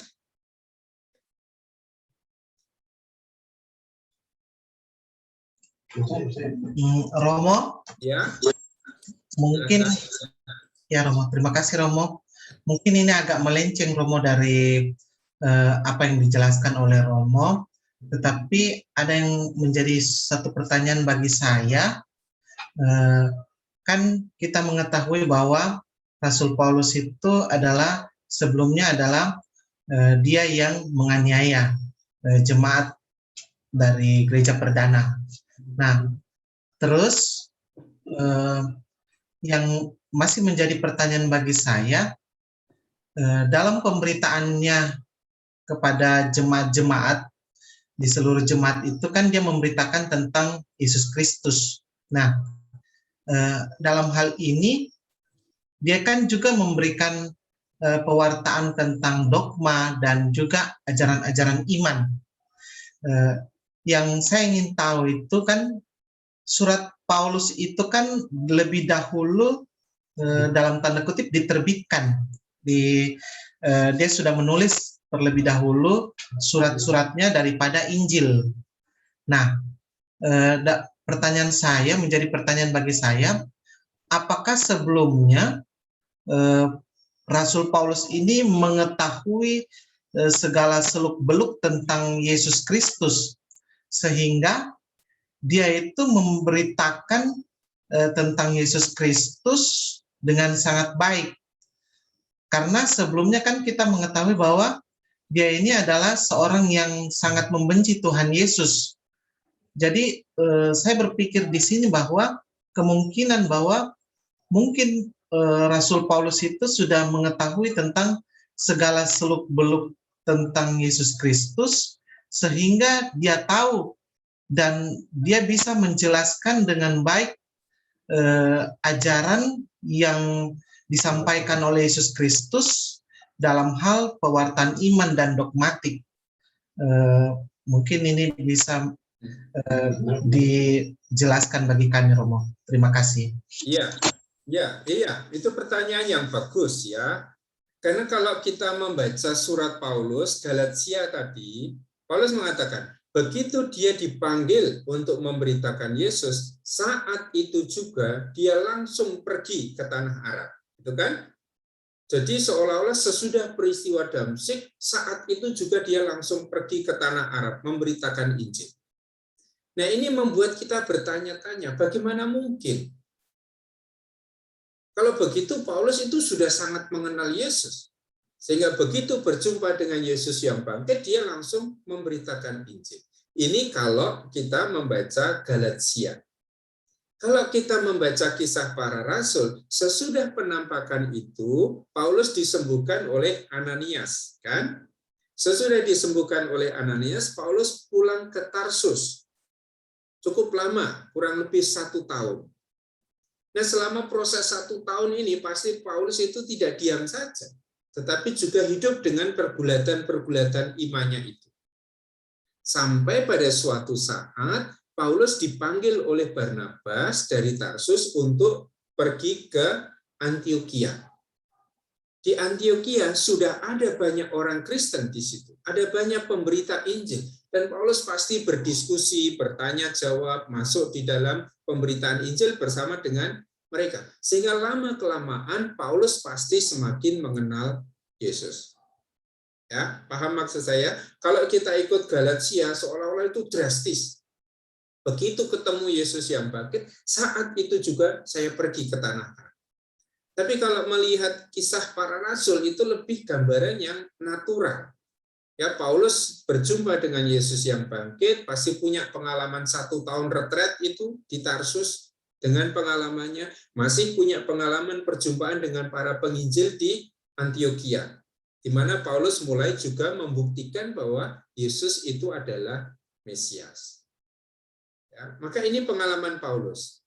Tapi kita harus melihat kalau sampai Paulus menaruh kebencian yang begitu hebat pada orang yang namanya Yesus, sehingga dia mengejar-ngejar jemaat Kristus atau pengikut Kristus, Paulus kira-kira mengenal Yesus atau tidak?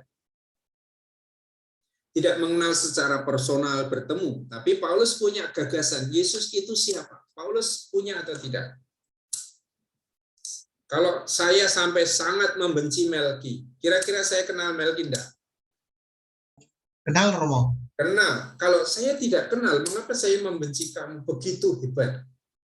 Ya, maka begitu Paulus itu membenci Yesus, dia sudah mengenal Yesus. Meskipun pengenalan itu dari perspektif dia. Yesus itu dia yang mati di salib.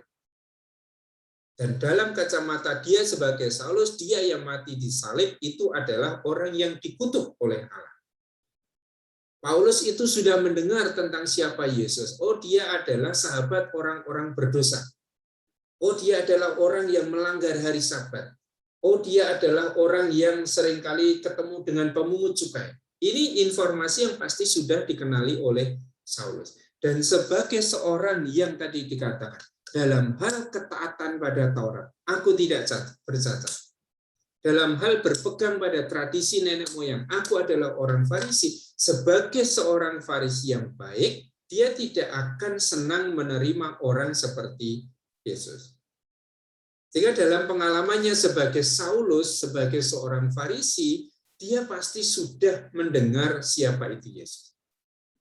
Nah, sampai pada tahap itu, yang dia dengar hanya Yesus itu dia yang mati di salib.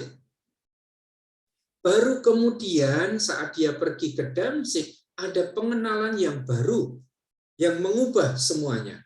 Dan pengenalan yang baru ini adalah mengenal Yesus bukan hanya sebagai dia yang mati di salib, tetapi dia yang bangkit. Nah, peristiwa inilah yang kemudian membuat Saulus itu juga masuk pasti dalam dinamika, dalam pergulatan iman. Nah, kalau saya lebih mudah memahami pengalaman Paulus itu seperti diceritakan di Kisah Para Rasul. Pasti butuh waktu bagi Paulus untuk mengunyah lagi pengalaman-pengalaman ini. Sampai pada suatu pengalaman dia berbalik. Ya, segala sesuatu yang kuanggap keuntungan, sekarang kuanggap rugi. Segala sesuatu yang dulu kubangga-banggakan, sekarang kuanggap sebagai sampah. Karena apa? Karena pengenalan akan Kristus Yesus Tuhanku lebih mulia dari segala sesuatu. Maka kalau Paulus mengatakan pengenalan akan Kristus Yesus Tuhanku, berarti dia bergulat, ya, berproses dalam pengenalan. Sehingga pengenalan akan tentang Yesus sudah mulai sejak Paulus ini masih menjadi Saulus yang menganiaya jemaat Kristen.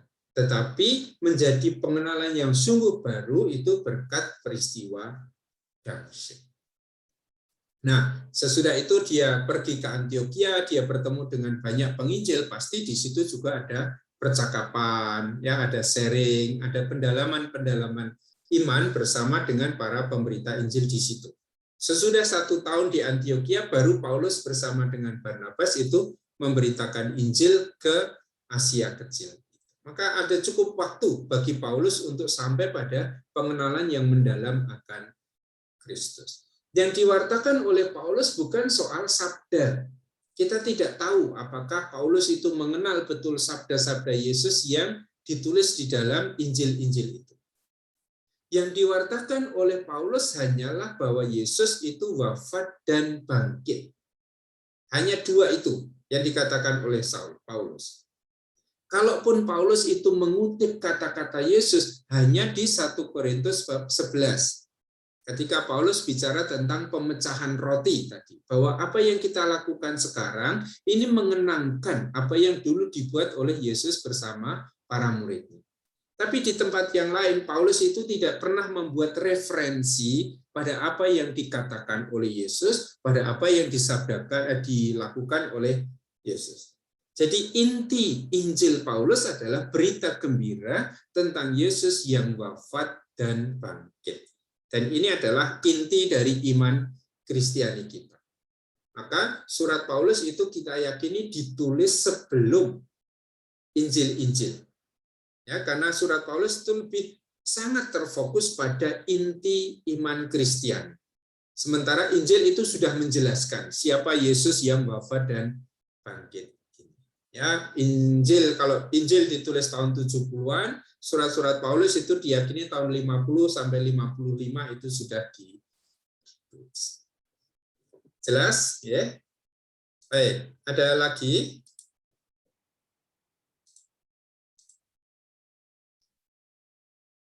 Jelas? Oke, saya lanjut sebentar tentang elemen-elemen surat tadi.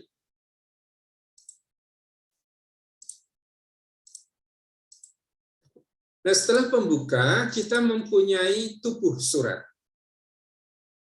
Dan karena gagasan kita tentang surat Paulus, bahwa surat Paulus ini adalah suatu surat argumentatif, maka kita menduga bahwa tubuh surat ini isinya terutama adalah argumentasi Paulus.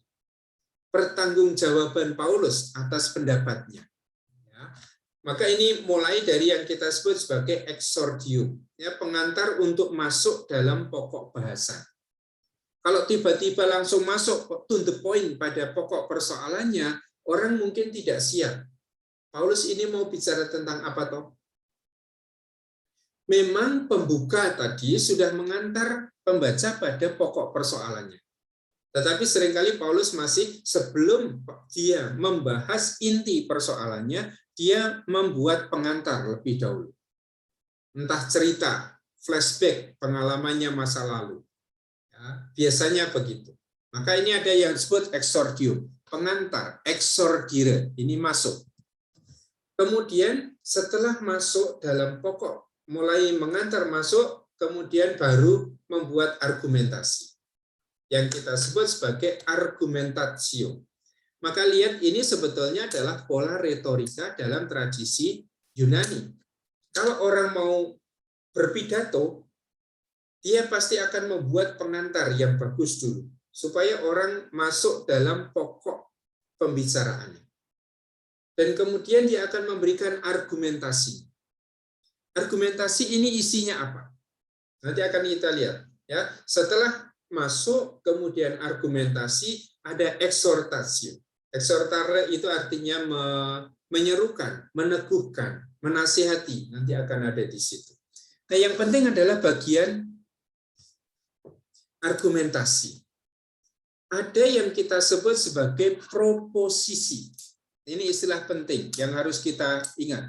Bukan preposisi. Ya, preposisi itu kata depan. Proposisi ini adalah tesis. Bentuknya adalah kalimat singkat yang menjadi intisari ajaran Paulus. Ya, propositio itu kan dari proponere. Kalau kalian belajar bahasa Latin masih ingat ya, pro itu di depan, ponere itu meletakkan atau menaruh. Maka yang namanya proposisi ini biasanya ditempatkan di depan. Sebelum ada argumentasi, saya membuat kalimat pendek. Contoh yang nanti akan kita temukan. Tidak seorang pun dibenarkan karena Taurat, melainkan hanya karena iman akan Yesus. Ini yang namanya tesis.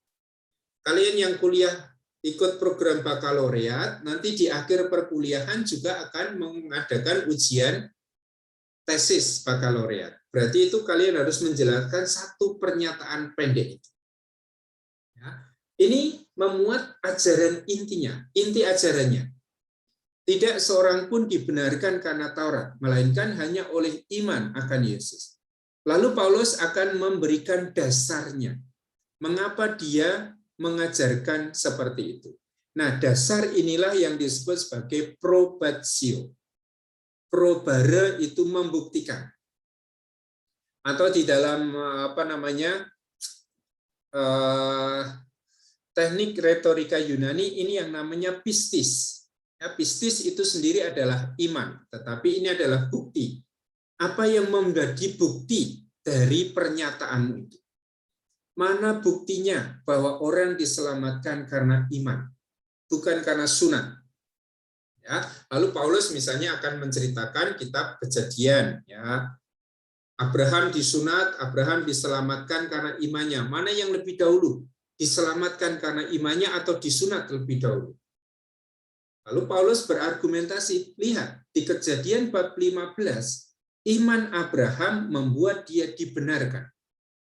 Berarti sudah di Kejadian 15 Abraham dibenarkan karena imannya. Abraham disunat itu di Kejadian berapa? Ya, orang Yahudi akan tahu, ya, Abraham disunat itu di Kejadian bab 17. Maka mana yang lebih dahulu? Diselamatkan karena sunat atau diselamatkan karena iman?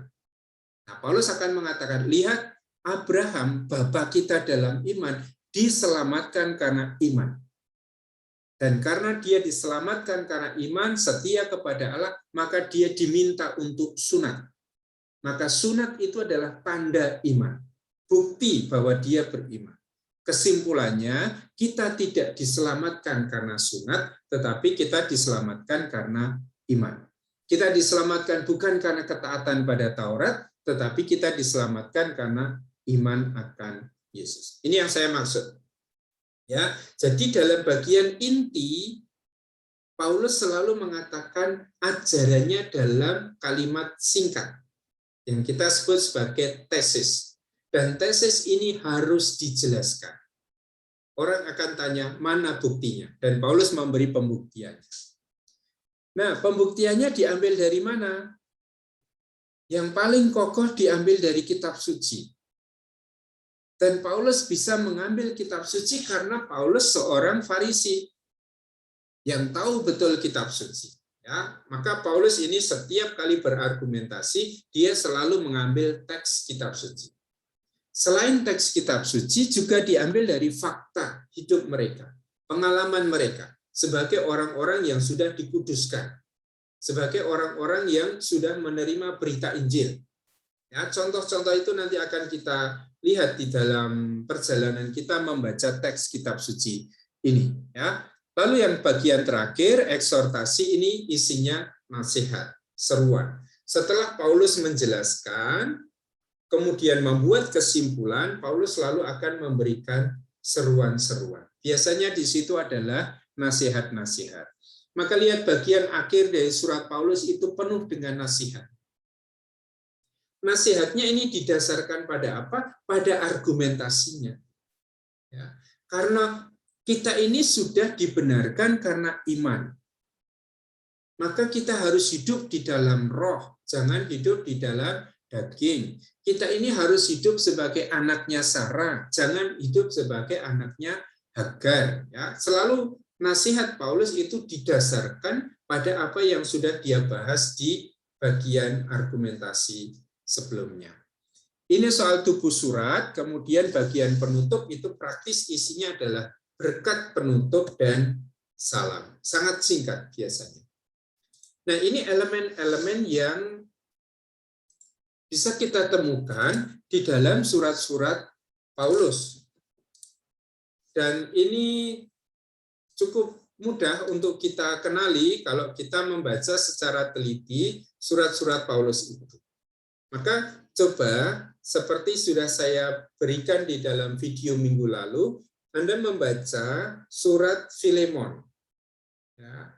Dengan membaca surat Filemon, lalu harus menebak apa sebetulnya persoalan yang sedang dihadapi oleh Paulus dan Filemon. Apa permintaan Paulus? Dan apa dasar-dasarnya? Mengapa Paulus meminta itu? Nah, surat Filemon itu surat yang juga ditulis oleh Paulus, bagian dari surat Proto Paulino, yang bisa kita gunakan untuk mempelajari struktur surat Paulus itu. Elemen-elemen yang saya sebutkan tadi. Maka bisa dilihat itu Filemon. Kemudian juga yang kedua, selain membaca surat Filemon, nanti juga mencoba untuk membaca Galatia dan Filipi tadi. Ini untuk menyimpulkan pertemuan kita sampai 4 pertemuan ini. Siapa Paulus menurut keterangannya di surat Galatia dan Filipi itu? Ya, nanti pertanyaannya, rumusannya akan saya berikan di LMS. Tetapi sesudah perkuliahan ini, Anda bisa memilih mau mempelajari surat Filemon, ya seperti sudah saya sampaikan di video, atau mau menjawab pertanyaan tentang siapa Paulus menurut dirinya sendiri. sebagaimana dia nyatakan di Galatia dan di surat kepada jemaat Filipi yang tadi kita baca. Ya, berarti Galatia bab 1, Filipi bab 3. Siapa Paulus? Dan coba Anda memperkaya pengetahuan itu dengan membaca, dengan merenungkan di situ untuk menjelaskan kata-kata yang digunakan oleh Paulus di situ. Nah, ini pasti sudah tafsir. Dari mana Anda memperoleh keterangan-keterangan itu? Dari komentar-komentar yang ada. Mau buat komentar online, baca komentar online silakan, atau baca buku-buku komentar yang ada di perpustakaan. Saya kira itu kita memiliki kelimpahan bahan untuk itu. Maka dengan membaca Galatia, membaca Filipi yang tadi kita baca, coba rumuskan siapa Paulus menurut dirinya sendiri. Itu yang akan kita buat untuk jam yang ketiga ini. Ada pertanyaan tentang hal ini? Baik, saya hanya menggunakan 2 jam pertemuan, lalu 1 jam silakan digunakan untuk studi pribadi, melihat lagi apa yang tadi saya katakan, dan juga dengan memperkaya dengan bahan-bahan studi yang lain. Oke, terakhir ada pertanyaan atau tambahan atau hal yang mau disampaikan?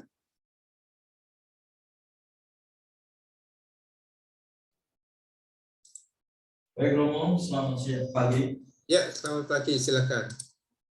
Mungkin pertanyaan saya agak keluar dari materi hari ini. Ini mengenai perdebatan dalam YouTube di internet, di mana ada orang yang meragukan keberadaan agama Kristen dan menganggapnya sebagai agama yang direkayasa oleh Paulus dan didirikan oleh Paulus.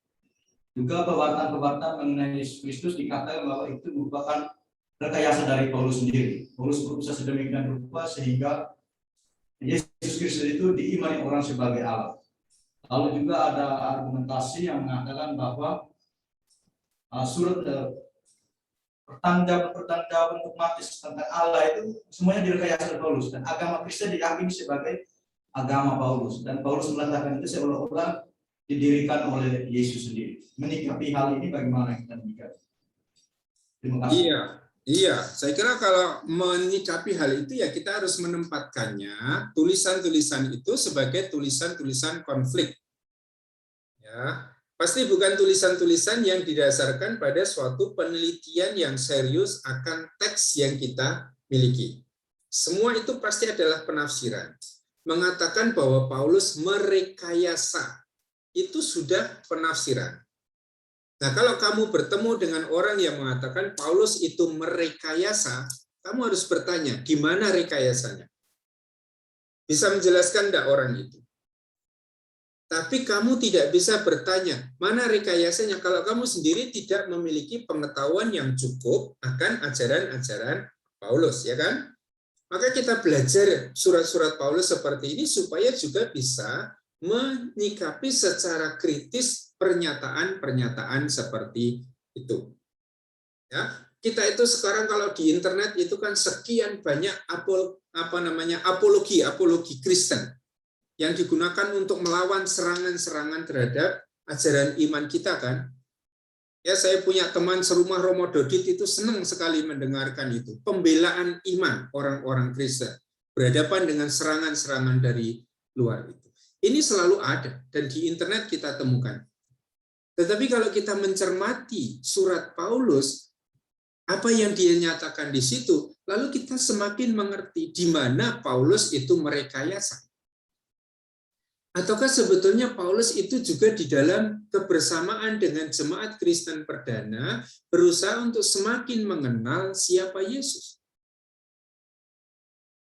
Kalau dikatakan Paulus yang mengatakan bahwa Yesus itu Allah, di mana Paulus mengatakan bahwa Yesus itu Allah?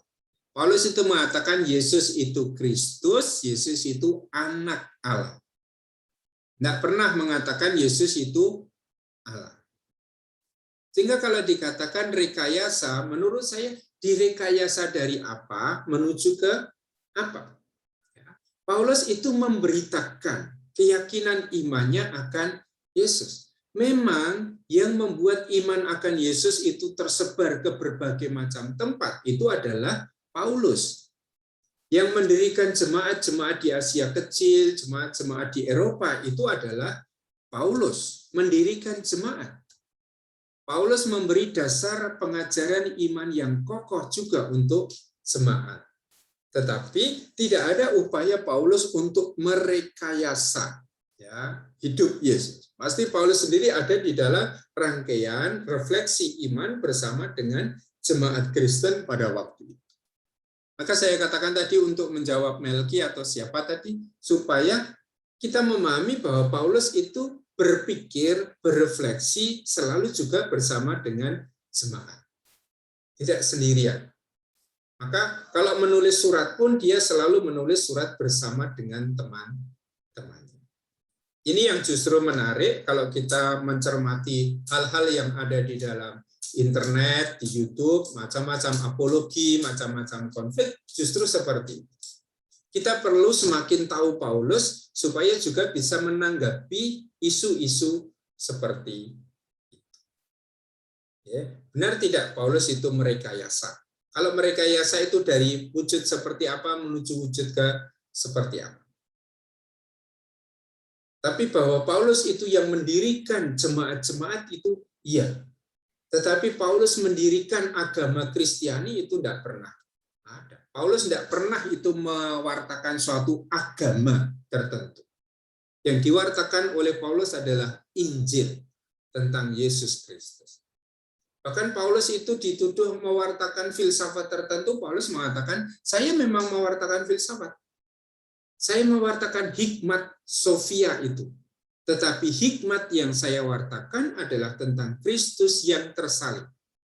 Dan Kristus yang tersalib itu bagi orang Yahudi itu adalah batu sandungan, bagi orang Yunani, bagi para filsuf, orang yang mati di salib itu adalah orang yang bodoh. Tetapi bagi kami yang diselamatkan, salib itu adalah hikmat dan kekuatan Allah. Dan itu yang diwartakan oleh Paulus. Sehingga kalau dikatakan Paulus itu yang mendirikan agama Kristen atau yang mendirikan kekristenan, ya pasti tidak ada dasarnya pada surat-surat Paulus sendiri.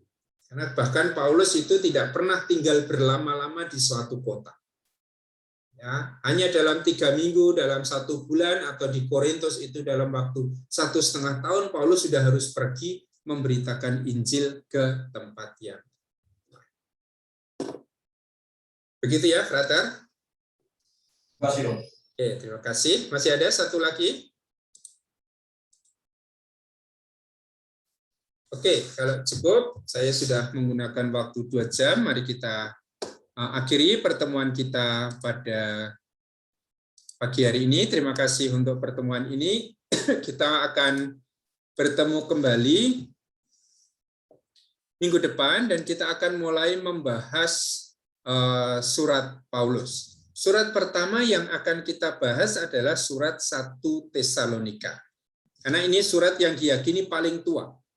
Dari antara surat-surat Proto-Paulino yang ditulis pertama kali itu adalah 1 Tesalonika. Lalu kita akan membaca Filipi nanti karena suasananya ini masih sama. Kota Filipi dan kota Tesalonika ini kota bertetangga. Yang suasana suratnya itu sukacita, kegembiraan Paulus sebagai gembala. Masuk surat yang ketiga itu suasananya sangat kontras. Karena kita akan membaca surat Galatia yang isinya adalah kemarahan Paulus. Maka kita akan lihat suasana yang berbeda dalam surat-surat itu. Baru nanti kita akan masuk ke 1-2 Korintus, kemudian terakhir kita akan membahas surat kepada jemaat di Roma. Itu yang akan kita bahas. Baik, terima kasih teman-teman atas pertemuan kita pagi hari ini. Mari kita akhiri pertemuan kita dengan tanda kemenangan Kristus. Dalam nama Bapa dan Putra dan Roh Kudus. Amin. Terima kasih. Sampai pertemuan kembali. Terima kasih. Saya akhiri pertemuan kita.